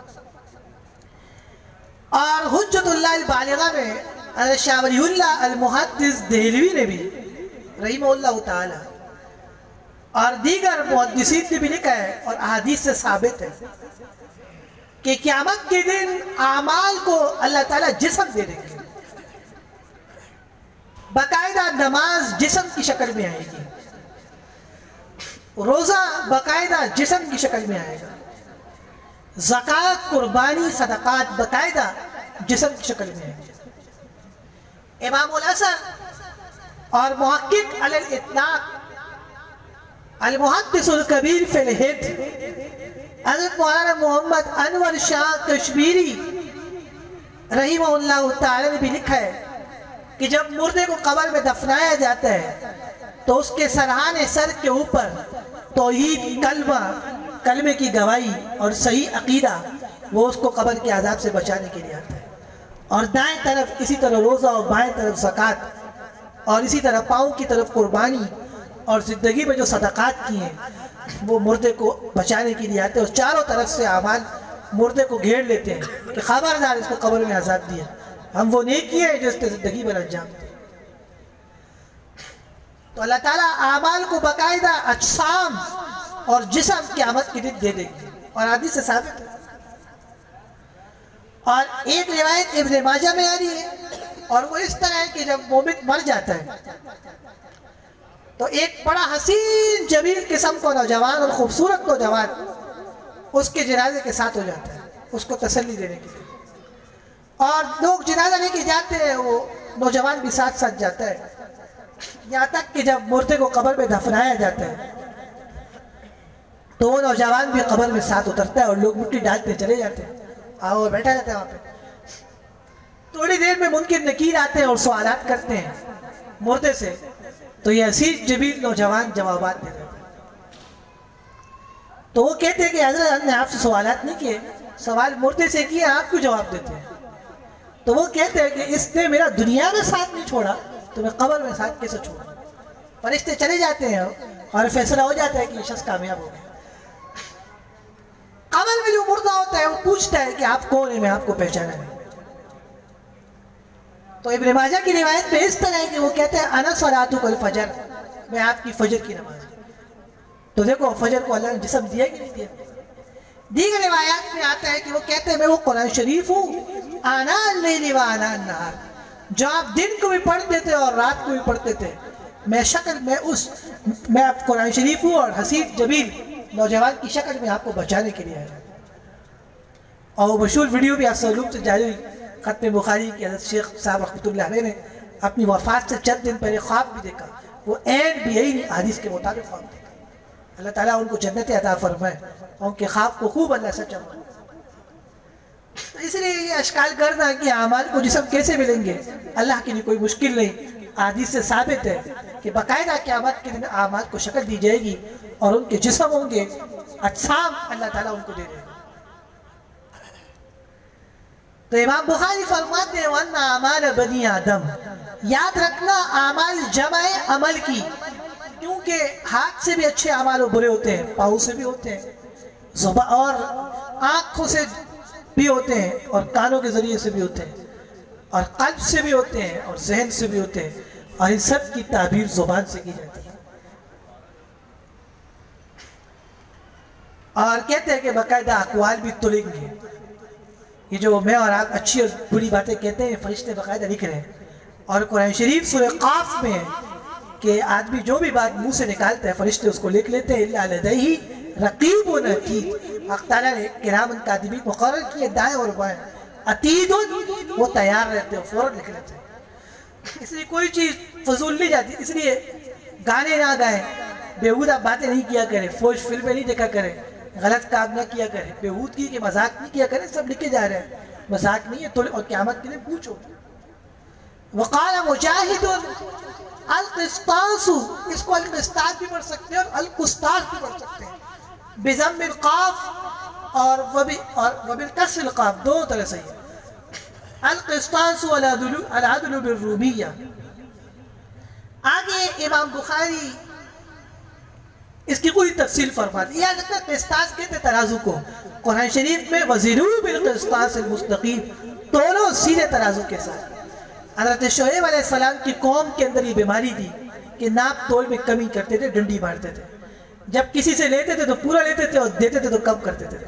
اس زمانے کے اور امت محمدیہ کے بارے میں بھی احادیث میں پیشن گوئی کی ہے کہ یہ لوگ بھی ناپ تول میں کمی کریں گے، ان کے اندر بھی قوم شعیب والی خصلت پائی جائے گی۔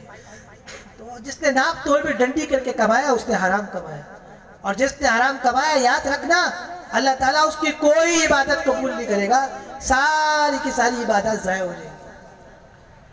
اور عجیب بات یہ ہے کہ عرصہ دراز سے مولوی صاحبان بھی حلال کھایا کرتے تھے، ہمارے تبلیغی بزرگ اور بھائی بھی۔ اب جب سے اسلامی بینک کی لعنت آئی ہے کئی لوگوں کے پیٹوں میں حرام جانا شروع ہو گیا۔ میں بعض طلباء کو دیکھتا ہوں کہ وہ کہتے ہیں کہ اپنے بینک میں جانا ہے۔ الگ تحقیق پاکستان کے ایجنڈا اور 400 ملک کے مقتدر فقہاء نے اسلامی بینکنگ کا ایک تفصیلی جائزہ لیا، اور یہ جائزہ جامعہ فاروقیہ میں بھی لیا گیا، بیلور ٹاؤن میں بھی لیا گیا، اور احسن علوم میں تو باقاعدہ اس وقت موجود تھے جب یہ اجلاس دوپہر کے وقت ہوا، اور مختلف ملک کے علماء حضرت مفتی صاحب کی نگرانی میں بیٹھ کے اس کا تفصیلی جائزہ لیا، اور کئی جائزوں کے بعد یہ حتمی فیصلہ بنور ٹاؤن سے مفتی عبدالمجید دین پوری کے قلم سے، اور کیواڑی والے خلفائے راشدین والے مفتی حافظ ممتاز صاحب، اور وفاق المدارس کے صدر والمدرس، وفاق المدارس کے صدر استاذ العلماء والمحدث کبیر مولانا سلیم اللہ خان صاحب کے قلم سے یہ جاری ہوا، اور حضرت مفتی صاحب نور اللہ مرقدہ کے قلم سے جاری ہوا، اور تقریباً کئی فقہاء کے اس پہ سائن تھے جو میں نے دیکھا بھی، اور ایک زمانہ یہاں میں تقسیم بھی کرایا تھا مسجد میں، کہ یہ اسلام کے نام سے جو پیکاری شروع کی گئی ہے، اگرچہ انہوں نے کوئی اچھی کوشش شروع کی تھی لیکن اس میں یہ بیچارے ناکام ہو گئے، اور یہ سود سے بھری پڑی ہے، اور اس کا اسلام سے کوئی تعلق نہیں ہے، اور اس عاجز و فقیر نے صرف ان تحریرات پر اعتماد نہیں کیا کہ میں تحریروں کو دیکھ کر آپ کے سامنے تقریر کر رہا ہوں، آپ یقین کر لیں جب تک مجھے اس پہ شرح صدر نہیں ہوا میں نے یہ مسئلہ کبھی بیان نہیں کیا، میں نے خود اس کے اوپر کلاسیں لی، اس کے تمام جزیات دیکھے، بینکروں سے ملاقات کی، اس کے بعد میں اب اس مسئلہ رد کرتا ہوں، اور مجھے اس میں کوئی شک شبہ نہیں کہ 100% ناجائز اور حرام۔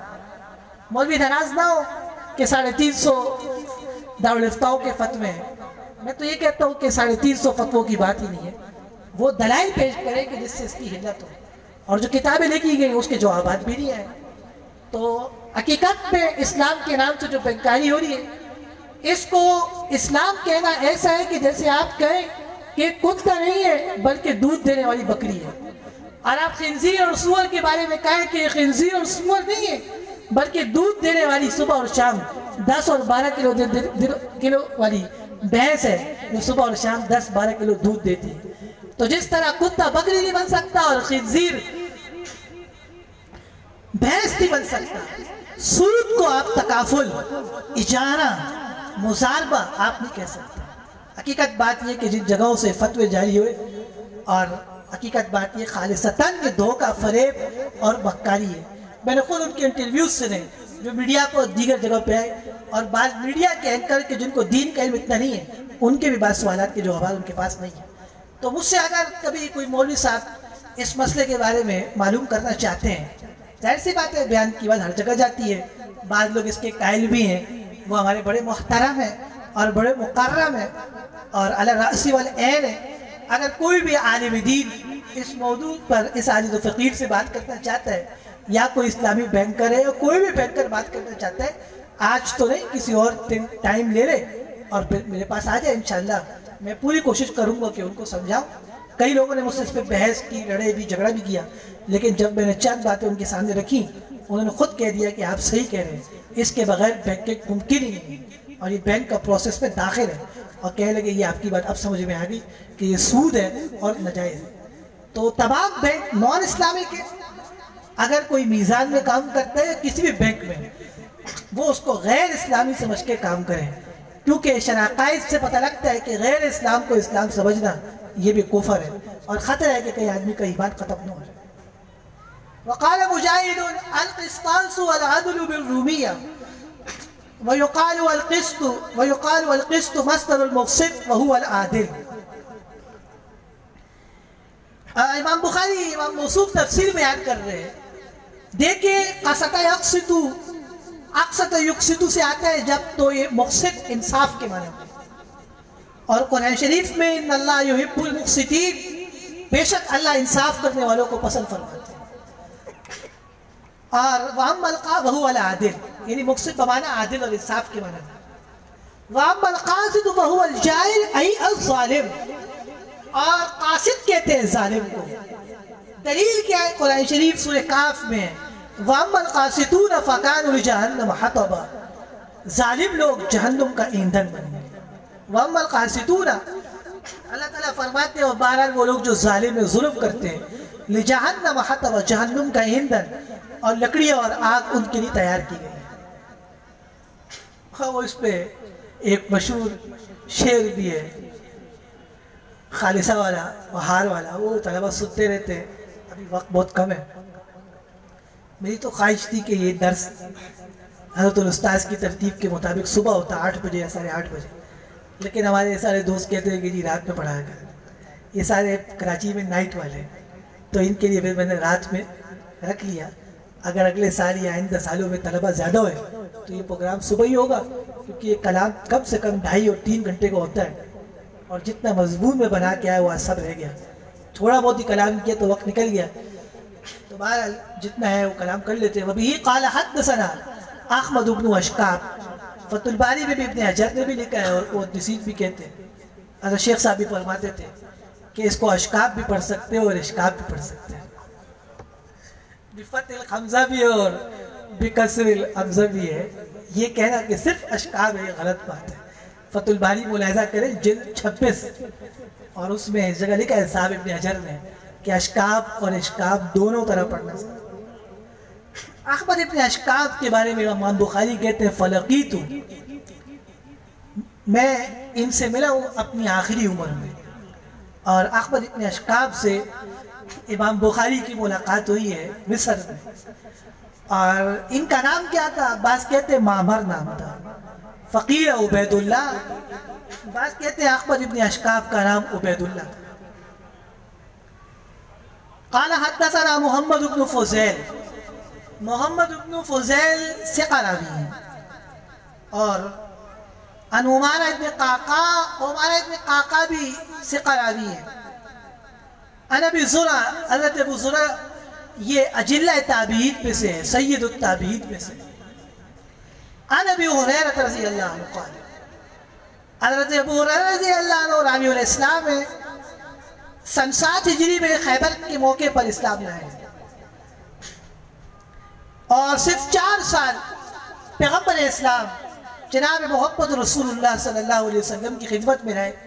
لیکن سب سے زیادہ ذخیرہ حدیث وہ انہی کے پاس ہے. اس کی وجہ یہ ہے کہ یہ دن رات سے دین کا کام کرتے تھے. اور بخاری شریف میں کہ ابو ہریرہ کہتے ہیں ملا بطنی ہی، کہ مجھے کھانا کم ملتا تھا، زیادہ ملتا تھا، جیسا تیسا ہوتا تھا میں گزارا کرتا تھا، اور صرف دین کا کام کرتا تھا.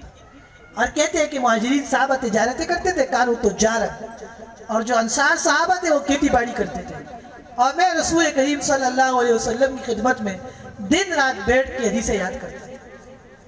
تو میں نے آپ سے پہلے کہا جو پورا ٹائم دے گا اللہ اسی سے کام لے گا. امام شافعی تعلیم متعلق پہ کہتے ہیں کہ جس نے علم کو پورا ٹائم دیا تب جا کے اس کو کچھ علم ملتا ہے. جو طلبہ یہ چاہتے ہیں کہ دین کی خدمت بڑے پیمانے پہ کرے اور جنت الفردوس حاصل کرے، وہ پوری زندگی اسی کام میں لگائے صبح سے رات تک. کوئی اور کام کرنے کی ضرورت نہیں، اللہ غیبی خزانوں سے پالے گا انشاءاللہ. تو ابو ہریرہ دن رات پیغمبر کی خدمت میں رہتے تھے، اور جو ملتا تھا بس کھا لیتے تھے، ملا نہیں ملا بعد وہ بے ہوش بھی ہو جاتے تھے. اور حضرت ابو ہریرہ رضی اللہ عنہ سے جو ذخیرہ احادیث ہے وہ 5374 احادیث حضرت سے مروی. 5374 احادیث حضرت ابو ہریرہ سے مروی. اچھا یہ یاد رکھیں کہ احادیث کا جو مجموعہ ہے وہ سب سے زیادہ عبداللہ ابن عمر ابن عاص کے پاس ہے رضی اللہ عنہ. اور ابو ہریرہ کہتے ہیں اس کی وجہ یہ کہ وہ لکھتے تھے وہ اللہ اکتب، اور میں لکھتا نہیں تھا، صرف حفظ کرتا تھا. لیکن شاگرد حضرت ابو ہریرہ کے ہوئے اور حدیثیں ابو ہریرہ کی پہنچی اور عبداللہ ابن عمر کی نہیں پہنچ پائی زیادہ.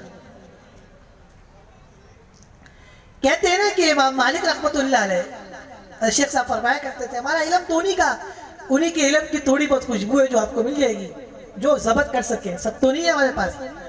شیخ صاحب فرماتے تھے کہ خلیفہ منصور کے دور کے جو بڑے عالم تھے وہ امام مالک رحمۃ اللہ علیہ. ایسے ہی حضرت صاحب مفتی صاحب. تو خلیفہ منصور کہتے ہیں کہ درس میں آگے بیٹھتا تھا اور امام مالک پیچھے بیٹھتا تھا. تو ایک دن خلیفہ منصور نے کہا کہ دیکھو امام مالک کہاں سے کہاں چلے گئے، حالانکہ میں آگے بیٹھتا تھا اور میں بادشاہت کی وجہ سے کہاں رہ گیا. تو یہ جو چمچے ٹھڑکے ہوتے ہیں ان کا کام ہوتا ہے بادشاہوں کو خوش کرتا کہ تھوڑے بہت ہدیے مل جائیں گے، بادشاہ خوش جائے گا. بادشاہ صحیح کہے غلط کہتے ہیں ماشاء اللہ اور سبحان اللہ اور تعریف کرتے ہیں. تو وہ فوراً گئے اور قلم اور کاغذ لے کے کہا کہ جی آپ حدیث بیان کریں ہم لکھیں گے. تو خلیفہ منصور نے ایک عجیب بات فرمائی، فرمایا کہ یہ علم اللہ نے امام مالک کو دیے، مجھے نہیں دیا. حدیثیں پڑھنی ہے تو جا کے امام مالک سے پڑھیں. تو اس لیے جو طلباء چاہتے ہیں مختلف مدارس کے طلباء یا بیٹھے ہیں کہ وہ دین کے کام کو اچھی طرح سے کریں، ان کو پورا ٹائم دینا پڑے گا. مشکلات تو آتی ہے لیکن اس کے بعد یہ آسانیاں ہوتی ہیں. کوئی نامی نہیں ہوا بغیر مشقت کے، کوئی نامی نہیں ہوا بغیر مشقت کے. 100 بار عقیق کو توڑا تو پھر جا کے نگینہ ہوا. آج رش نہ کرنا میری راحتوں پر، آج رش نہ کرنا میری راحتوں پر، ایک دور گزارا ہے وہ درد و ستم کا.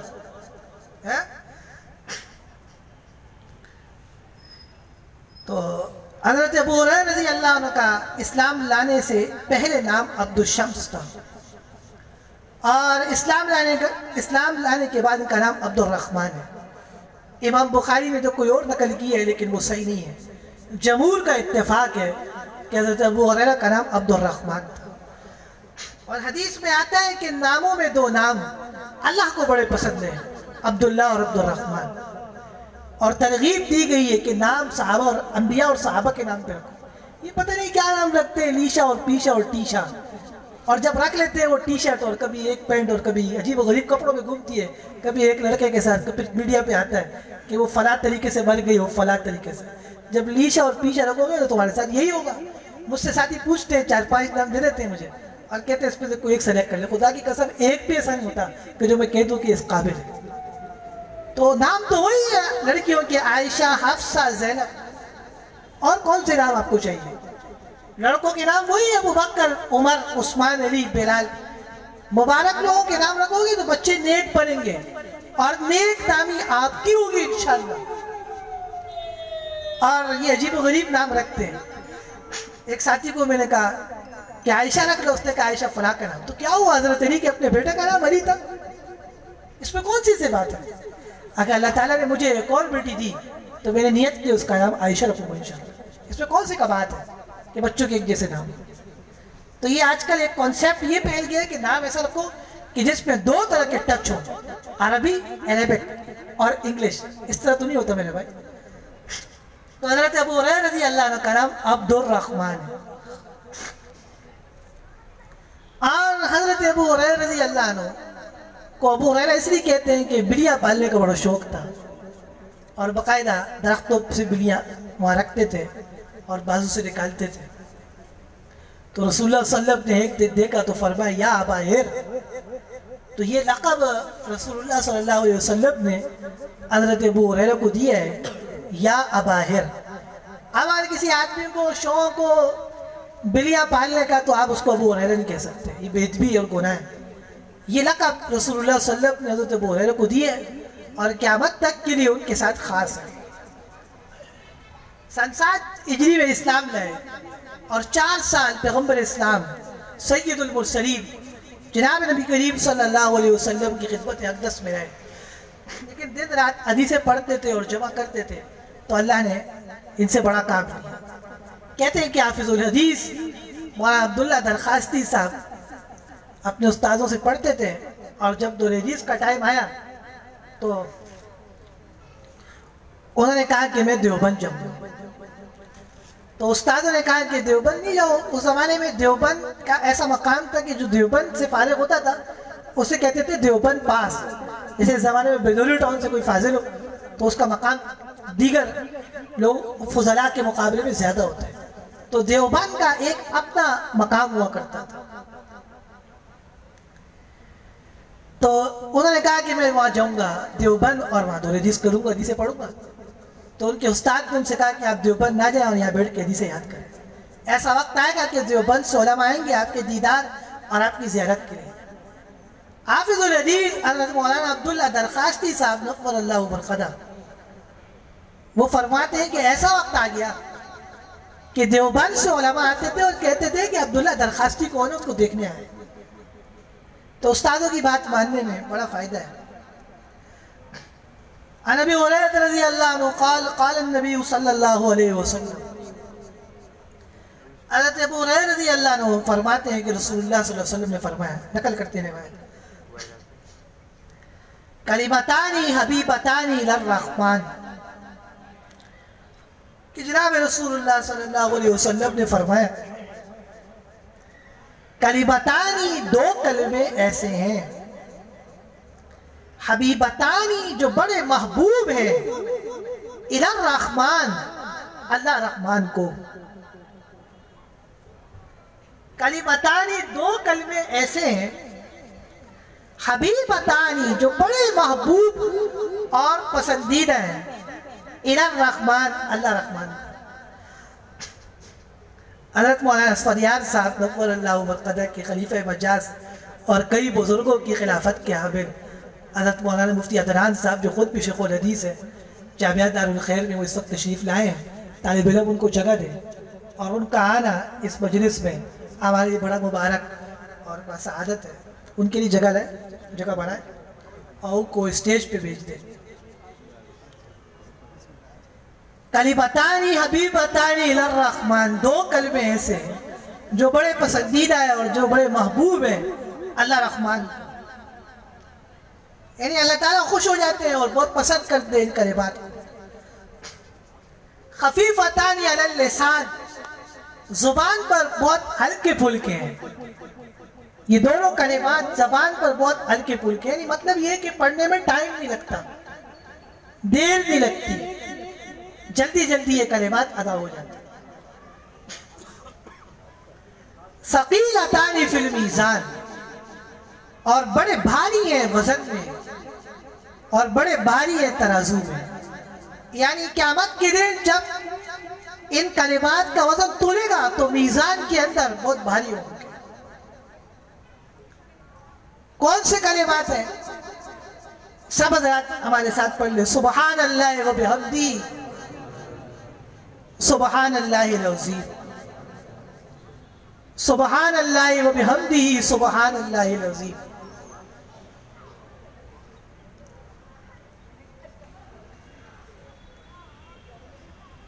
دیکھیں سبحان اللہ میں تمام صفات رضائلہ کی نفی ہے اللہ تعالیٰ کی ذات سے.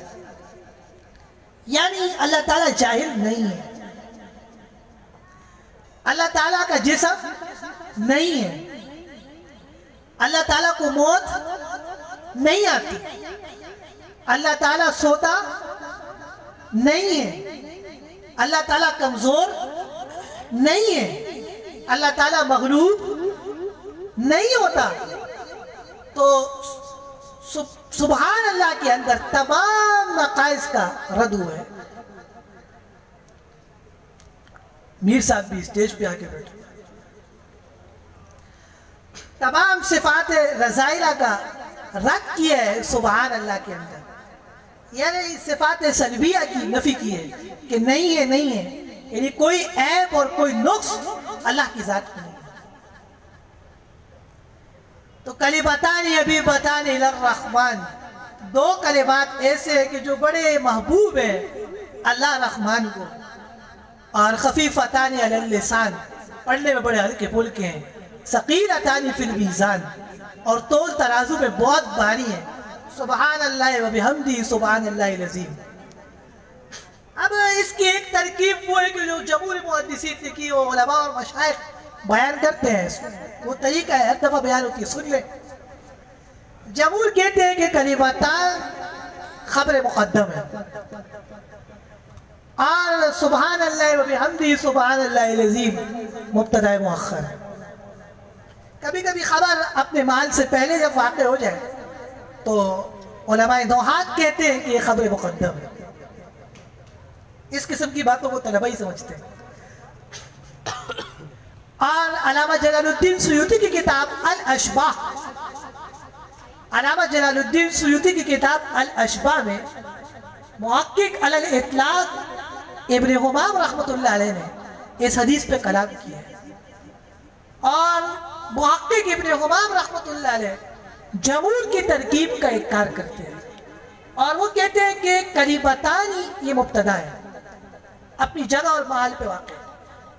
ابن حمام کہتے ہیں کلمتان مبتدا ہے اور خبر اپنے محل میں واقع ہے اور وہ سبحان اللہ و بحمدہ سبحان اللہ العظیم.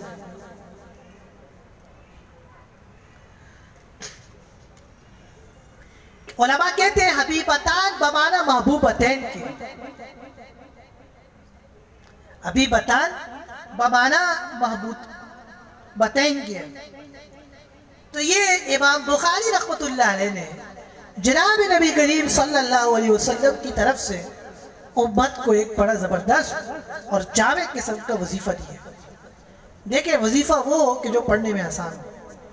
ہمارے شیخ صاحب رحمۃ اللہ علیہ فرمایا کرتے تھے کہ اگر ہم کہیں کہ سورہ بقرہ پڑھیں تو بڑا مشکل کام ہے. اس میں کوئی شک نہیں کہ کام فوراً ہوں گے، لیکن ہر کوئی تو نہیں پڑھ سکتا، ٹائم لگتا ہے. سورہ یاسین کا بولے تو وہ بھی ہر شخص کے لیے ممکن نہیں پڑھنا. تو کہتے تھے کہ وظیفہ اتنا آسان ہو کہ ہر کوئی پڑھ سکے. اور وہ کہتے تھے استغفار کیا کرو. استغفار کا وظیفہ اللہ نے قرآن میں دیا ہے کہ جو استغفار کرے گا اللہ اس کو دولت دے گا، مال دے گا. وَيُمْدِدْكُمْ بِأَمْوَالٍ. شادیاں نہیں ہوئی تو استغفار کی برکت سے شادیاں ہو جائیں گی. اولاد نہیں ہے اللہ اولاد دے گا. میاں اور بیوی میں مابین جھگڑے اللہ ختم فرمائے گا. اور اگر خیر نہیں ہے وہ رشتہ ختم ہوگا، اچھی جگہ شادی ہو جائے گی، خوشیاں نصیب ہو جائیں گی. تو مولانا روم رحمۃ اللہ علیہ فرماتے ہیں کثرت استغفار تمام پریشانیوں کا علاج ہے. یعنی زیادہ سے زیادہ استغفار پڑھنا. کتنا آسان ہے کہ آپ آتے جاتے آفس میں بیٹھتے ہوئے، ڈرائیونگ کرتے ہوئے، رات کو لیٹے ہوئے یا کوئی وقت بھی مقرر کر لے، آپ پڑھتے رہے استغفر اللہ استغفر اللہ. اکثر بھائی دوست کہتے ہیں کاروبار نہیں چل رہا، بڑے ٹینشن ہے. تو حضرت شیخ صاحب رحمۃ اللہ علیہ فرمایا کرتے تھے کہ 1200 دفعہ تو ہر شخص استغفار کیا کرے مرتے دم تک. اور فرماتے تھے جو پریشان ہے وہ اپنا تعداد بڑھا لے. کوئی 3000 دفعہ پڑھے، جس کی زیادہ پریشانی ہے 5000 دفعہ، جو بہت زیادہ پریشان ہے 12000 دفعہ پڑھ لیں. آپ یقین کریں ایسے معاملات حل ہوں گے کہ آپ حیران ہو جائیں گے. استغفار میزائل ہے، میزائل. بخاری سامنے ہے، استغفار میزائل کا کام کرتا ہے. تو یہ جو پریشان ہوتے ہیں نا کاروبار میں اور جابوں میں اور نوکریوں میں، اٹھتے بیٹھتے آپ استغفار پڑھیں. استغفر اللہ استغفر اللہ. جس کی کوئی بھی پریشانی ہے، یہاں تک ہے کہ وَيَزِدْكُمْ يُرْسِلِ السَّمَاءَ عَلَيْكُمْ مِدْرَارًا.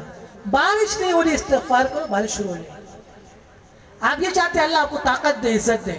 قرآن کہتا ہے يَزِدْكُمْ قُوَّةً إِلَىٰ قُوَّتِكُمْ. استغفار کرو، موجودہ طاقت کے ساتھ اور طاقت دیں گے اور عزت دیں گے اور ممتاز کر دیں گے انشاءاللہ. اور یہ بھی یاد رکھنا کہ یہ اورات کا پڑھنا ضروری ہے. موطا امام مالک صفحہ 736 پر کعب ابن احبار رحمۃ اللہ علیہ چند کلمات کے بارے میں کہتے ہیں اگر یہ کلمات میں نہ پڑھوں تو یہود مجھ سے گدھا بنا لیں جادو کے ذریعے سے. جادو اتنا خطرناک ہے.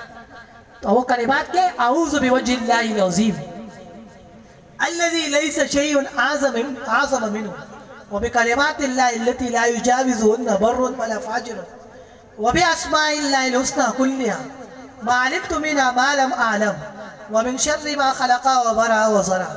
ہو سکتا ہے شاید پڑھنے میں آگے پیچھے ہوئے تو الفاظ دیکھ لیے. تو امام موصوف امام بخاری نے امت کو ایک بہت اچھا وظیفہ دے دیا.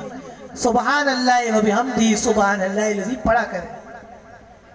پڑھنے میں آسان، وزن میں بھاری، پڑھنے میں آسان اور زبان پہ ہلکا پھلکا اور قیامت کے دن تول ترازو میں بہت زیادہ وزندار ہو. تو ابن ماجہ میں ایک دعا ہے، اگر وہ کوئی صبح صادق کی بات پڑھ لے تو اللہ تعالیٰ شام تک، اور جو شام کو پڑھ لے اگلی صبح صادق تک اللہ 4 خطرناک بیماریوں سے محفوظ رکھیں گے. وہ بھی سیکھ لیں. ایک فالج، دوسرا برس کی بیماری، تیسرا پاگل ہونا، مجنون ہونا، اور چوتھی بیماری وہ اندھا ہونا ہے، نابینا ہونا ہے. وہ دعا کیا ہے؟ بڑی آسان ہے. سبحان اللہ العظیم وبحمدہ ولا حول ولا قوت الا باللہ. یہ 3 دفعہ پڑھنی ہے صبح اور شام. سبحان اللہ العظیم وبحمدہ ولا حول ولا قوت الا باللہ. تو اگر ضبط نہ ہو تو بعد میں کسی اور وقت میں، فرصت کے وقت میں اس کو لکھوا لیں، نہیں تو ہم اس کو ہر جگہ ڈال دیں گے انشاءاللہ. اس میں بھی آپ دیکھ سکتے ہیں انشاءاللہ. کلمتان حبیبتان الی الرحمن، 2 کلمے ایسے ہیں جو اللہ رحمان کو بڑے محبوب ہیں. اللہ تعالیٰ کی 2 صفات ہیں. ایک صفات تو بہت ساری ہے، لیکن یہ جو 2 صفات ہیں، صفت رحیم اور صفت رحمان، اس کا فرق بھی سمجھ لیں. مفسرین بیان کرتے ہیں صفت رحمان تو دنیا میں ہے کہ دیکھیں اللہ تعالیٰ مومن کو بھی رزق دیتے ہیں اور کافر کو بھی دیتے ہیں. مطیع جو فرما بردار ہے اس کو بھی رزق ملتا ہے اور نعمتیں ہیں، اور عاصی اور جو نافرمان ہے اس کو بھی ملتا ہے، نعمتیں ملتی ہیں. آپ دیکھتے نہیں ہیں بعض لوگوں کے گناہ بہت بڑے ہوتے ہیں لیکن بنگلے اتنے بڑے ہوتے ہیں ختم ہی ہونے کا نام نہیں لیتے، کروڑوں کے ہوتے ہیں، اربوں کے ہوتے ہیں. دولت اتنی ریٹ پیڑ ہوتی ہے کہ آدمی حیران ہو جاتا ہے. تو یہ اللہ کی صفت رحمان ہے کہ اللہ ہر شخص کو کھلا رہا ہے پلا رہا ہے. یہ دنیا میں ہر ایک کے لیے، مومن کے لیے بھی کافر کے لیے. اور جو اللہ کی صفت رحیم ہے یہ قیامت کے دن صرف اور صرف ایمان والوں کے ساتھ خاص ہوتی ہے. اور اللہ تعالیٰ کی اس صفت رحیم کی وجہ سے ایمان والے قیامت کے دن بچ کے جنت میں چلے جائیں.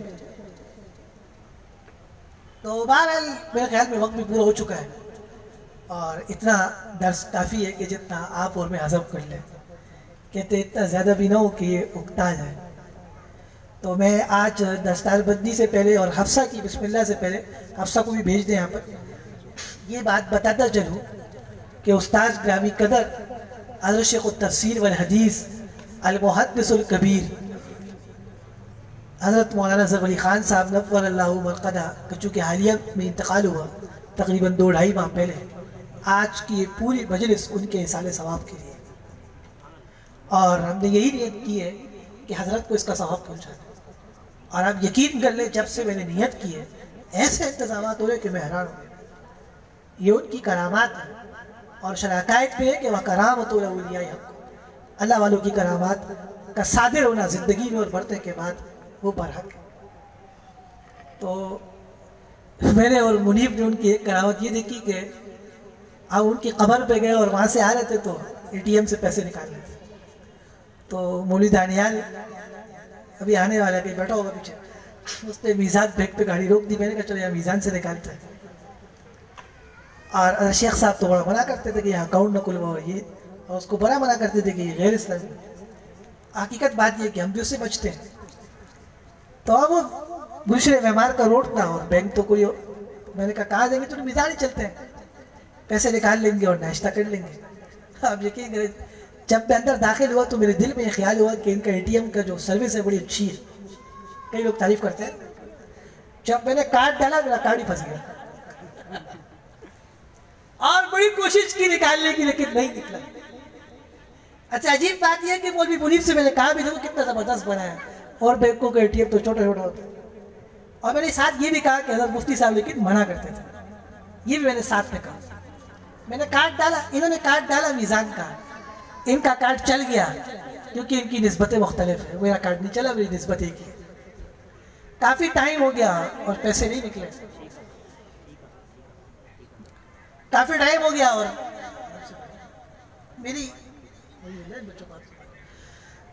میرا کارڈ نہیں نکلا. بینک کے اندر گئے اور انہوں نے کہا ہم بھجواتے ہو، آج تک وہ کارڈ نہیں آیا.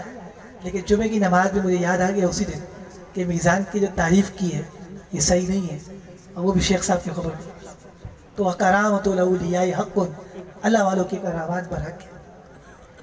تو ابھی ہماری تو خواہش تھی کہ استاذ گرامی قدر حضرت مولانا مزمل صاحب دعوت برکات ملالیہ، میں ان کا بھی شاگرد ہوں اور ان کے ایک بیٹے ہیں حضرت مولانا مفتی حمید صاحب. میں نے ان سے اما پاری کی تفسیر پڑھی ہے، میں ان کا بھی شاگرد ہوں.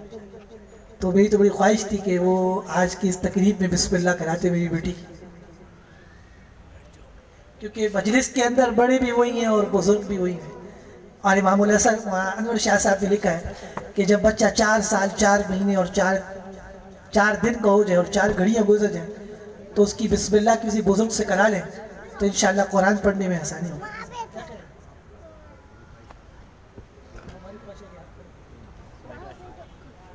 تو مفتی ندیم صاحب سے میں درخواست کروں گا کہ وہ افسر کی بسم اللہ کرائیں اور وہ بھی اپنا حصہ اس مجلس پہ ڈالے. آپ ان کے سامنے مائک کر دیں.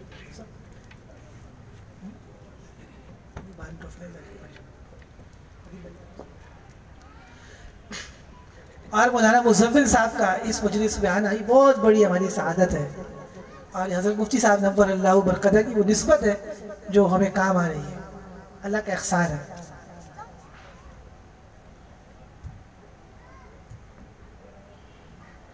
وحید اللہ باقی بچوں کو آپ نیچے نہیں جائیں، ایسا نہ سارے بول پڑے.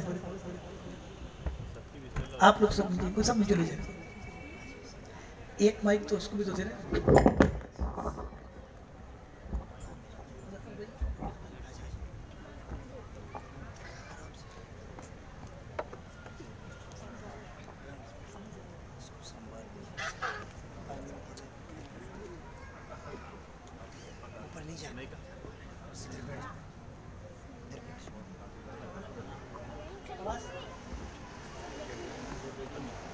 الرحيم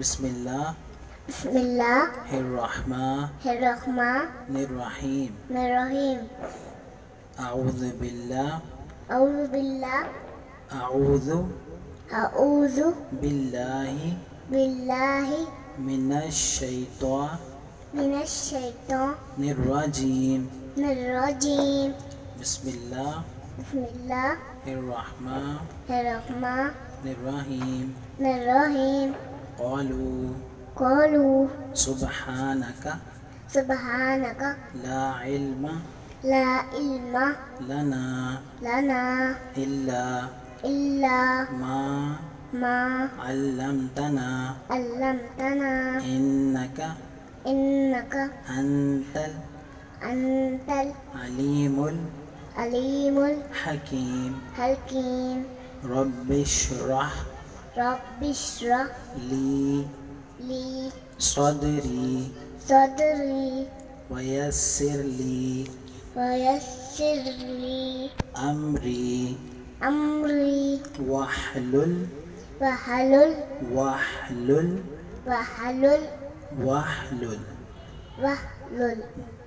عقدة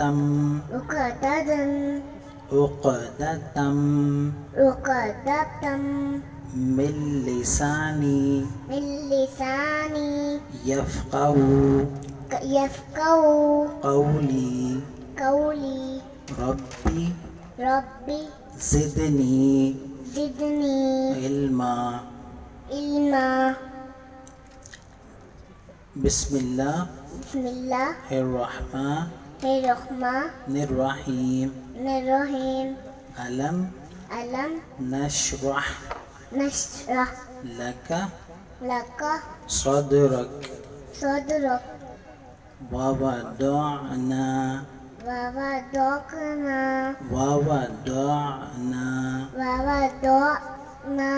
عنك وزرك الذي أنقض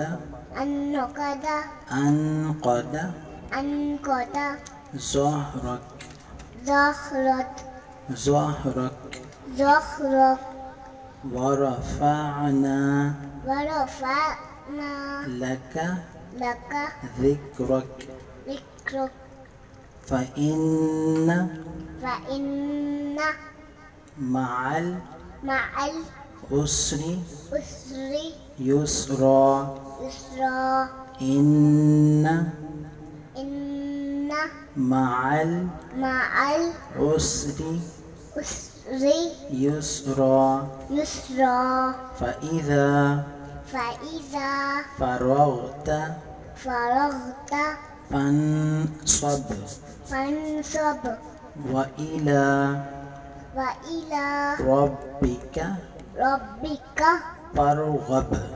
فارغب ربي يسر ولا تعسر وتممه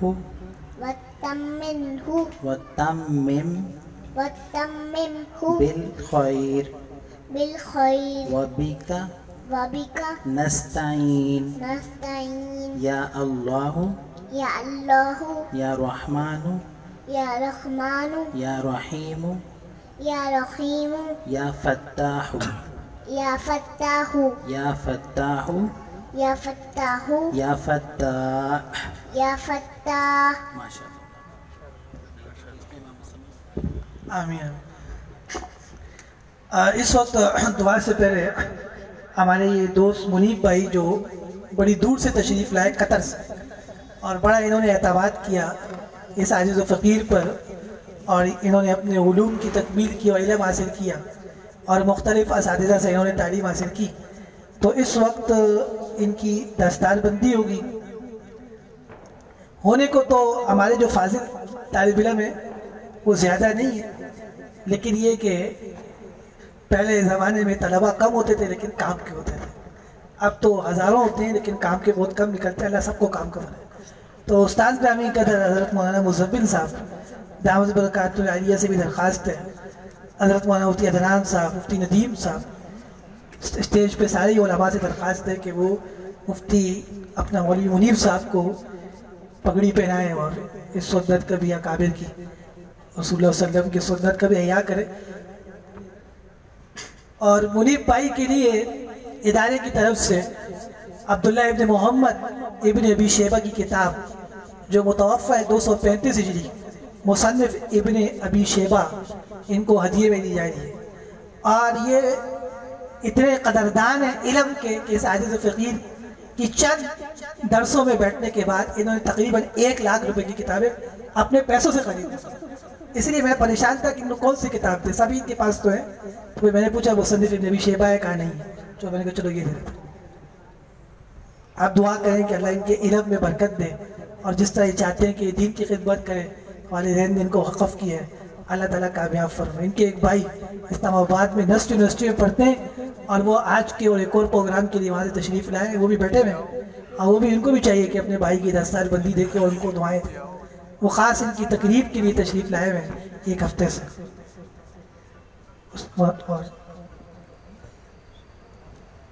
اور ندیم بھائی، مفتی ندیم صاحب کو بھی چاہیے کہ ان کی دستار بندی کریں۔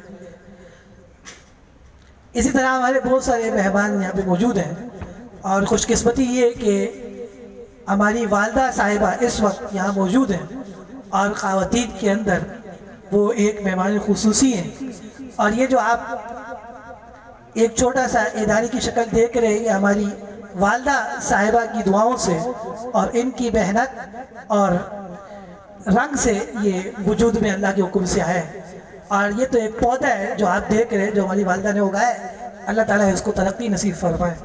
آج کا پورا درس حضرت والد صاحب اور والدہ کے لیے بھی ایک بہت زیادہ خصوصیت کا حامل ہے۔ اور یہ بھی دعا کریں، حضرت والد صاحب کی طبیعت خراب رہتی ہے، اور ابھی اس وقت بھی ان کا ڈائلیسس ہو رہا ہے، اللہ تعالیٰ ان کو کمال صحت شفا نصیب فرمائے۔ یہ کتابیں بھی حضرت کیا سے دیں، وحید اللہ کتابیں دو، وحید اللہ کتابیں دو۔ مصنف ابن ابی شیبہ بھی مولوی منیب صاحب حضرت مولانا مزمل صاحب کے ہاتھوں سے لے لیں، مفتی حضرات صاحب اور مولانا مزمل اور مفتی ندیم صاحب۔ تو حضرت والد صاحب دامت برکاتہ العالیہ کی بھی دعا کریں کہ اللہ تعالیٰ ان کو صحت شفا دے، اور والد اور والدہ کا سایہ اللہ تعدیر قائم رکھے۔ اسی طرح ہمارے ساس اور سسر، وہ بھی دین کے ہر کام پہ آگے رہتے ہیں اور کچھ بیماریاں محسوس کرتے ہیں، اللہ تعالیٰ ان کا بھی سایہ تعدیر قائم رکھے اور اپنے خزانوں سے صحت شفا دے۔ اور مختلف لوگوں نے مجھے دعاؤں کے لیے کہا ہے، میں سب کے لیے دعا گو ہوں۔ یہ آپ اناؤنسمنٹ کر لیں، کہاں ہے پیپر، ایک مائک آپ لے لیں۔ اور مفتی عدنان صاحب مولانا اسفندیار صاحب کے خلیفہ، ہم ان کی آمد پہ بھی بہت زیادہ ممنون اور مشکور ہیں۔ مفتی ندیم صاحب کافی دور سے تشریف لائے ہیں اور ہمیشہ آتے ہیں، اللہ ان کا سایہ، ان کی دعائیں بھی ہمارے ساتھ ہمیشہ رکھیں۔ مولانا مزمل صاحب کے ساتھ ان کے ایک بیٹے احمد حسن نام ہے، وہ بھی اس وقت یہاں تشریف فرمائیں، اور ان کا آنا بھی بڑا باعث سعادت ہے۔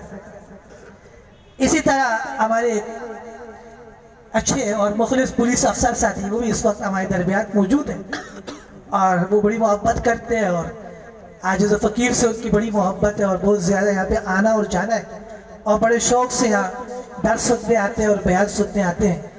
میر مصطفیٰ صاحب اور ان کے والد بھی ڈی ایس پی ہیں، اور ان کے لیے بھی بڑی دعائیں ہیں، اور میر صاحب اکثر کہتے ہیں کہ والد اور والدہ کے لیے دعائیں کریں، اللہ تعالیٰ ان کے والدہ والد اور والد کو بھی صحت سے رکھے، ان کا سایہ تعدیر قائم رکھے۔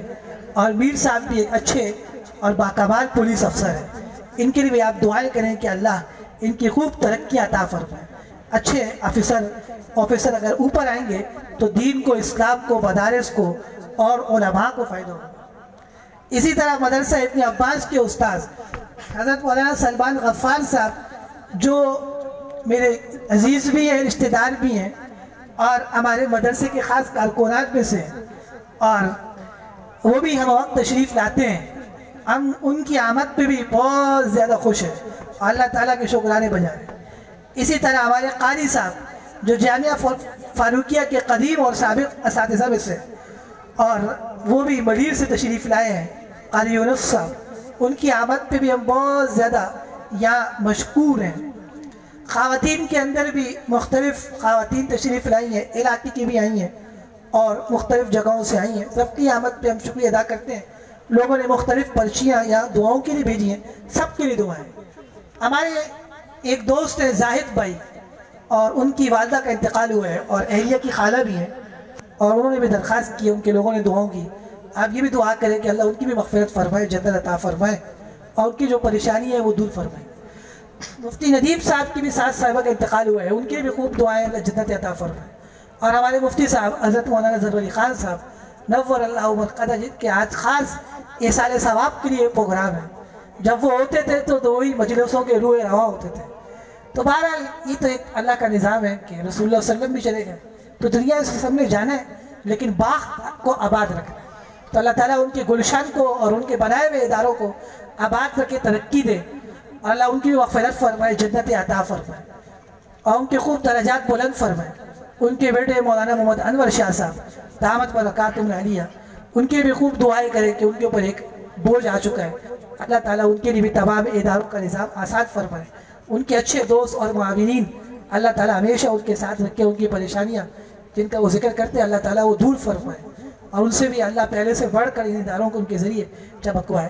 اب وہ طلباء اور وہ طالبات کہ جو ادارے میں شعبہ حفظ اور ناظرہ اور قاعدہ میں تعلیم حاصل کر رہے ہیں، اور ان کے سال کی 3 امتحان ہوتے ہیں، سالانہ ہے، ان میں جن لڑکوں اور لڑکیوں نے پوزیشنیں لی ہیں، تو مولانا منیب صاحب ان کا نام کال آؤٹ کریں گے، اور ان کے لیے آپ جگہ بھی چھوڑیں، وہ اسٹیج پہ آ کے مولانا مزمل صاحب اور دیگر بزرگ حضرات سے اپنا انعام وصول فرمائیں گے۔ مدرسہ جامعۃ العربیہ نور الاسلام، محمد ارشد بھائی کی بھی درخواست ہے کہ ان کی پریشانی ہے، اللہ تعالیٰ اپنی قدرت اور فضل سے دور فرمائے۔ مدرسہ جامعۃ العربیہ نور الاسلام، جو کہ استاد محترم حضرت مولانا مفتی محمد سلیمان دامت برکاتہم العالیہ کی مشقتیں اور حضرت کی محنتوں کا ایک ثمرہ ہے۔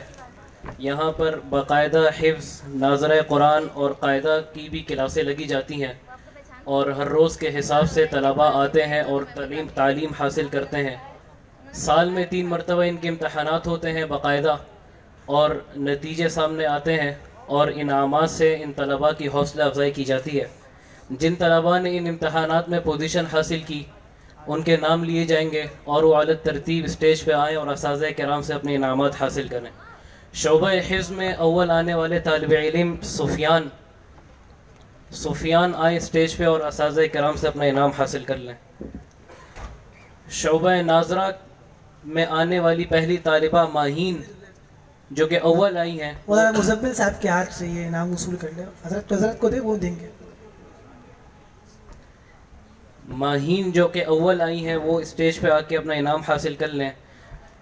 دوم آنے والی حلیمہ سعدیہ اساتذہ کرام سے اپنا انعام حاصل کر لیں، اور سوم آنے والے عثمان مظفر۔ ایک منٹ آرام سے پہلے سب ہاتھ ہو جائے۔ اچھا، میں آپ کو یہ بھی بتاتا جاؤں کہ اس پہ تو کوئی شک نہیں کہ حفصہ کی آج بسم اللہ ہے، لیکن مدرسے میں وہ 1 سال سے پڑھ رہی ہے، اور ماشاءاللہ اس لیے نہیں کہ میں اس کا والد ہوں، بہترین پڑھتی ہے۔ یعنی اگر آپ کبھی بھی اس کا بٹھا کے قاعدے کا امتحان لیں تو آپ کو شاید یقین نہیں آئے گا کہ یہ اتنا اچھا پڑھتی ہے، اور اس کی بھی آج میرے خیال میں پوزیشن ہے اس میں۔ اس کا نام لیا آپ نے ماہین کا، ماہین اسٹیج پہ آ جائے اور حضرت سے اپنا انعام وصول کر دے، اور حلیمہ کو وہی انعام دیا جائے گا، وہ بچی بڑی ہے۔ 1 منٹ ماہین، آپ ادھر کس کو رکھیں، حضرت سے دے دیا بھائی، یہ دینا، یہ دینا جو میں دے رہا ہوں۔ تو کس کو بلایا؟ سوم آنے والے طالب علم عثمان مظفر۔ سوم یہ تیسری پوزیشن کو کہتے ہیں، بعض اہل دنیا بھی ہو پریشان نہ ہو۔ تیسری پوزیشن حاصل کرنے والے عثمان مظفر۔ عثمان ہمارے ایک بڑے جلیل قدر دوست مظفر بھائی، جن کا نام لینا میں بھول گیا، یہ ادارے کے ساتھ یہ اور ان کا پورا گھرانہ متعلق رہتے ہیں، ان کے لیے خوب دعائیں کریں۔ عزیزم نعمان اور ان کا پورا گھرانہ ادارے کے ساتھ متعلق رہتا ہے، ان کے لیے بھی خوب دعائیں۔ عثمان اپنا انعام استاذ محترم سے وصول فرمائے۔ شعبہ قاعدہ میں پوزیشن حاصل کرنے والے پہلے طالب علم ثنا، جنہوں نے پہلی پوزیشن حاصل کی ہے، وہ اسٹیج پہ آ کے اپنے انعام وصول کریں.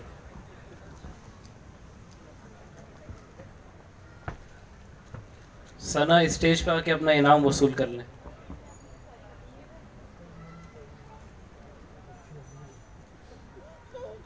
یہ بھی درخواست بھی ہے اور ثواب کی بات ہے، اس کو عیب نہیں سمجھنا. رسول اللہ صلی اللہ علیہ وسلم دین کے کاموں کے لیے صحابہ سے کہتے تھے کہ دولت خرچ کرو، اور باقاعدہ قرآن میں اور حدیث میں اس کے فضائل ہیں. اس لیے لوگوں سے یہ کہنا کہ اپنا مال لائے دین پہ خرچ کرے ثواب ہے. تو یہ بعض لوگوں کی غلط باتیں جو میڈیا پہ کرتے ہیں. ہمیں مستقل ایک جگہ کی ضرورت ہے، اور تقریباً ساتھی بتاتے ہیں کہ 1 کروڑ سے کم کی جگہ نہیں، جہاں ہم چاہتے ہیں باقاعدہ جامع مسجد اور مدرسہ باقاعدہ بچ جائے. تو ویسے بھی مرنا تو سب نے ہے، جو اپنی آخرت کے لیے حصہ لینا چاہیں وہ بھی مجھ سے ملاقات کریں اور کوشش کریں. 1 کروڑ اتنی بڑی رقم نہیں ہے، اللہ تعالیٰ نے بعض لوگوں کو بہت پیسے دیے، اپنی آخرت بنائیں. اس کے بعد کس کا نام لیا؟ شعبہ قاعدہ میں دوسری پوزیشن حاصل کرنے والی حفصہ محمد سلیمان.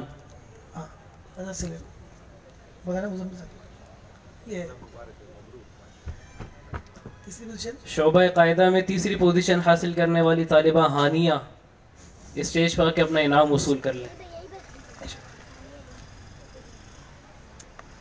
تو دین کا کام بھی آسان ہے اور اس پہ پیسے خرچ کرنا ثواب ہے. تو اچھا ہے کہ ادارہ آپ کے سامنے چل رہا ہے وہ بڑا ہو جائے تو آپ کی نجات کے لیے انشاءاللہ کافی ہوگا. تو اس میں بھی شوق سے مالداروں کو حصہ لینا چاہیے. مال خرچ کریں گے تو ان کی آخرت بنے گی، ورنہ قبر میں کہیں سانپ اور بچھو نہ کاٹے. اس لیے مال خرچ کریں شوق سے. ہو گئے. اگر طالبہ ہانیہ موجود ہے تو جا آ کے کے اپنا یہ انعام اسٹیج وصول پہ کریں. ہے. ہانیہ کو بھیجو.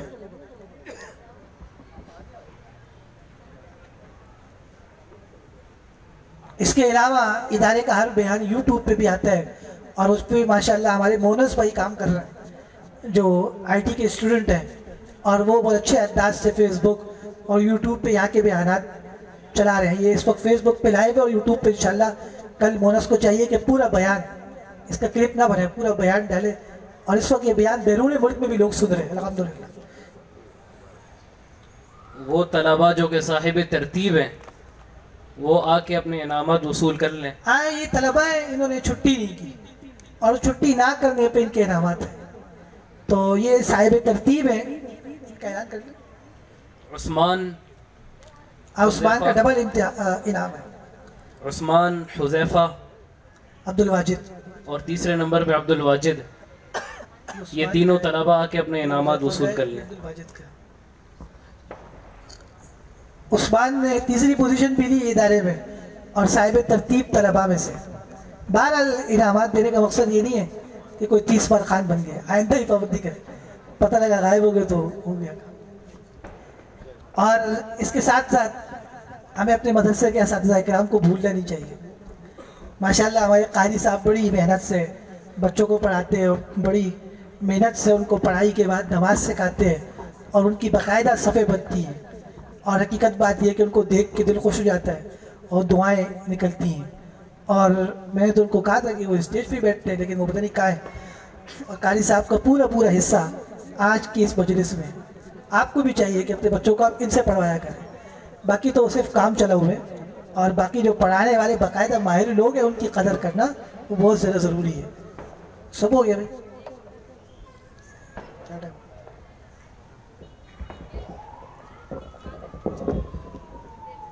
دعا فرمائیں.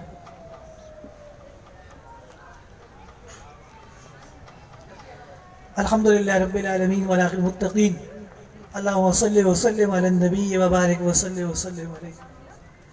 اللہم ربنا آتنا فی الدنیا حسنہ وفی الآخرۃ حسنۃ وقنا عذاب النار. اللہم رب ارحمہما کما ربیانی صغیرا. اللہم ربنا لا تزغ قلوبنا بعد اذ ہدیتنا وہب لنا من لدنک رحمۃ انک انت الوہاب. تصویریں نہیں بنائے، بس ایک بندہ ضرورت کی ترتیب میں بنا رہے. آپ موبائلوں کو اندر رکھیں.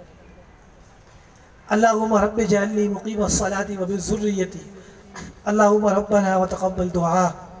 اللہم ربنا اغفر لی ولوالدی وللمؤمنین یوم یقوم الحساب. اللہ تعالیٰ ہماری کوششوں کو قبول فرمائے. ٹوٹی پوٹی کوششیں اللہ تعالیٰ کا علامت بنائے. کمی کوتاہیاں زیادتیاں تو انسان ہے، ہوتی رہتی ہیں. اللہ تعالیٰ معاف فرمائے. اللہ تعالیٰ اس چھوٹے سے ادارے کو دگنی چگنی ترقی نصیب فرمائے، اور جس طرح جس فقیر اور ساتھیوں کے عزائب ہیں کہ ایک بڑا مدرسہ اور بڑی یونیورسٹی قائم ہو جائے جس پہ طبقہ بہ طبقہ درجات و اولاسد اور حدیث تخصصات تک بنین اور بارات کے لیے اللہ تعالیٰ اس پہ کامیاب بھی فرمائے، قبولیت کے مقامات بھی نصیب فرمائے، ہر قسم کی معاونت اللہ فرمائے۔ جن لوگوں نے دعاؤں کے لیے کہا ہے، مختلف پرچیاں ہیں، وقت نہیں ہے پڑھنے کا، ان کے جو بھی جائز حاجات ہیں اللہ عالم الغیوب ہے، علیم بذات الصدور ہے، اللہ جانتے ہیں ان کے دلوں میں کیا ہے، اللہ ان کی تمام حاجات قبول فرمائے۔ جو پرچیاں نہیں بھیج سکے اس مجلس میں جو موجود ہے، اللہ ہم سب کی جائز حاجات قبول فرمائے، جن کی پریشانیاں ہیں اللہ دور فرمائے، جن کی بیماریاں ہیں اللہ صحت شفا دے، جن کے یہاں رشتوں کی پریشانی اللہ نیک سول رشتے نصیب فرمائے، جن کے یہاں اولاد نہیں اللہ نیک اولاد نصیب فرمائے، جن کے یہاں میاں بیوی میں جھگڑے ہیں اللہ تعالیٰ الفت اور محبت قائم فرمائے، اور دونوں کے دلوں میں اللہ دونوں کی محبت ڈال دے۔ اور ہمارے اپارٹمنٹ میں بھی کچھ لوگ پریشان ہیں، اللہ تعالیٰ ان کی بھی پریشانیاں دور فرمائے۔ یا پلازا اور ادھر سامنے جامعہ دارالخیر اور سب اپنے جاننے والے اور مسلمان دوست سب کے لیے خوب دعائیں کہ اس کا فیض پورے عالم پہ، اس ادارے پہ ہر جگہ ہے۔ جو بیماران اللہ سے شفا دے، اور حضرت والد صاحب کی بھی دعا فرمائے، وہ علیل رہتے ہیں، اللہ تعالیٰ ان کو کمال صحت اور شفا نصیب فرمائے۔ والدہ صاحبہ کا والد کا سایہ اللہ تعدیر قائم رکھے۔ ساس اور سسر ہیں وہ بھی کچھ بیمار رہتے ہیں، اللہ صحت شفا دے، ان کو بھی خوب خوشیاں نصیب فرمائے۔ ان کا ایک چھوٹا بیٹا ہے اور ان کی خواہش ہے کہ بہترین حافظ اور عالم بنے، اللہ تعالیٰ اس کو بہترین حافظ، مفسر، محدث اور فقیہ اگر اطلاق بنے۔ استاذ گرامی قدر حضرت مولانا مزفل صاحب دامت برکاتہ عالیہ ہماری ایک ٹیلی فون کال پر یہاں تشریف لائے، ہماری بڑی سعادت کی بات ہے۔ حضرت کی اور ان کی پوری فیملی کے لیے دعا فرمائیں کہ اللہ ان کی خوب دنیا کی آخر کی خوشیاں نصیب فرمائے، ان کے رزق میں اللہ برکت دے، ان کی کوئی اگر پریشانی ہے اللہ تعالیٰ وہ بھی دور فرمائے، غیبی خزانوں سے اللہ ان کی بھرپور مدد نصرت فرمائے۔ حفصہ ہے، حسن ہے اور حسین ہے، تینوں کے لیے آپ دعا فرمائیں، بلکہ سب کے لیے دعا ہے کہ اللہ تعالیٰ ان کو صحت والی مبارک زندگی نصیب فرمائے، اور اللہ تعالیٰ ان کو دین کا سچا خادم اور ہمارا بازو بنائے، اور ہمیں بھی اللہ تعالیٰ استقامت اور مبارک عمر دے دین کی خدمت کے لیے اللہ نصیب فرمائے۔ اللہ ہمیشہ ان کو خوشیاں دکھائے دنیا میں بھی آخرت میں بھی، اور خوب مبارک زندگی اللہ ان کو نصیب فرمائے۔ مفتی ندیم صاحب ہیں جو تشریف لاتے ہیں، ان کے لیے خوب دعائیں ہیں کہ اللہ ان کی خوب مدد فرمائے، اور انہوں نے بھی ایک مدرسہ بنایا اپنے گھر میں، اللہ اس کو خوب چمکائے اور پورے عالم پہ اللہ ان سے کام لے۔ مفتی عدنان صاحب ہیں، مولانا منیب صاحب ہیں، منیب اور اس کا پورا گھر اگرچہ یہاں موجود نہیں لیکن وہ تمام نیکی اور حسنات میں شریک ہے، اور ان کے لیے اور ان کے والد والدہ اور ان کے ایک چھوٹا بھائی مجیب اور بڑا بھائی جو اسٹیج پر ہے، اور منیب کے لیے خود خوب دعائیں، اور میں سمجھتا ہوں جتنی دعائیں دوں وہ کم ہے۔ اللہ تعالیٰ ان کے علوم کی میں برکتیں نصیب فرمائیں، اور اپنے دین کی خدمت کے لیے بلندیوں کے لیے اللہ قبول، سر بلندیوں کے لیے اللہ تعالیٰ قبول فرمائیں۔ اور بھی مختلف حضرات یہاں تشریف لائے، سب کے لیے دعائیں ہیں۔ میر صاحب ہیں دوستوں میں، ان کے لیے، ان کے والد کے لیے، والدہ کے لیے، سب کے لیے دعائیں ہیں۔ اور علاقے کے لوگ ہیں، فلیٹ والے ہیں، ہمارے محلے کی ایک یونین ہے، ان کا بہت تعاون رہا اس پروگرام میں، ہم ان کے بھی بہت زیادہ شکر گزار ہیں، اور سیکورٹی کے اہلکار ہیں ان کے بھی بہت زیادہ ممنون ہیں۔ سب کے لیے خوب دعائیں ہیں، وقت نہیں کہ سب کا نام لیا جائے۔ اللہ تعالیٰ سب کی پریشانیوں کو جانتے ہیں، اللہ دور فرمائے، اللہ اس قسم کی مبارک مجالس قائم رکھے، خوب ترقیاں عطا فرمائے۔ طلبہ و طالبات جتنے زیر تعلیم ہیں استقامت سے پڑھے، اللہ ترقی دے، اور بھی ہے وہ بھی تعلیم حاصل کرے، اور یہ سلسلہ قیامت تک جاری رہے۔ جیسے میں نے آپ کے سامنے اپنی ایک پریشانی کا ذکر کیا، میں دوبارہ کر دیتا ہوں کہ ہمیں ایک زمین کی ضرورت ہے، اور ہم چاہتے ہیں کہ اس میں جامع مسجد اور مدرسے کا انعقاد ہو، جو میں ہر دفعہ ہی کرتا ہوں۔ تو یا تو کوئی جائیدادوں والے کوئی زمین مدرسے کے نام اور مسجد کے نام وقف کر دے، آخرت ہے بچ جائے گی، اور مرنا تو ویسی بھی ہے اور وارث کسی اور نے ہونا، اور یا یہ کہ پیسے جمع کر کے خرید لے، دین کا کام ہوگا، بڑھ جائے گا، آپ کے سامنے سب کچھ۔ تو اور یہ کوئی عیب کی بات نہیں ہے، یہ جو آج کل میڈیا پہ غلط باتیں چلتی ہیں، اس کی کوئی حقیقت نہیں۔ رسول اللہ صلی اللہ علیہ وسلم سے ثابت ہے کہ آپ نے چندے کے لیے اور خیرات کے کاموں کے لیے، اچھے کاموں کے لیے اعلان کیا ہے کہ لوگ اپنا مان لائیں۔ جو مولوی اس کے خلاف باتیں کرتے ہیں وہ دین سے دوری کی باتیں کرتے ہیں۔ اللہم ربنا آتنا فی الدنیا حسنہ وفی الآخرۃ حسنہ وقنا عذاب النار۔ اللہم ربنا تقبل منا انک انت السمیع العلیم وتب علینا انک انت التواب الرحیم۔ سبحان ربک رب العزۃ عما یصفون وسلام علی المرسلین والحمد للہ رب العالمین وصلی اللہ تعالی علی خیر خلقہ محمد وعلی آلہ وصحبہ اجمعین برحمتک یا ارحم۔ جو ویٹر ہیں اور جو خدمت کے حضرات ہیں وہ دسترخوان نیچے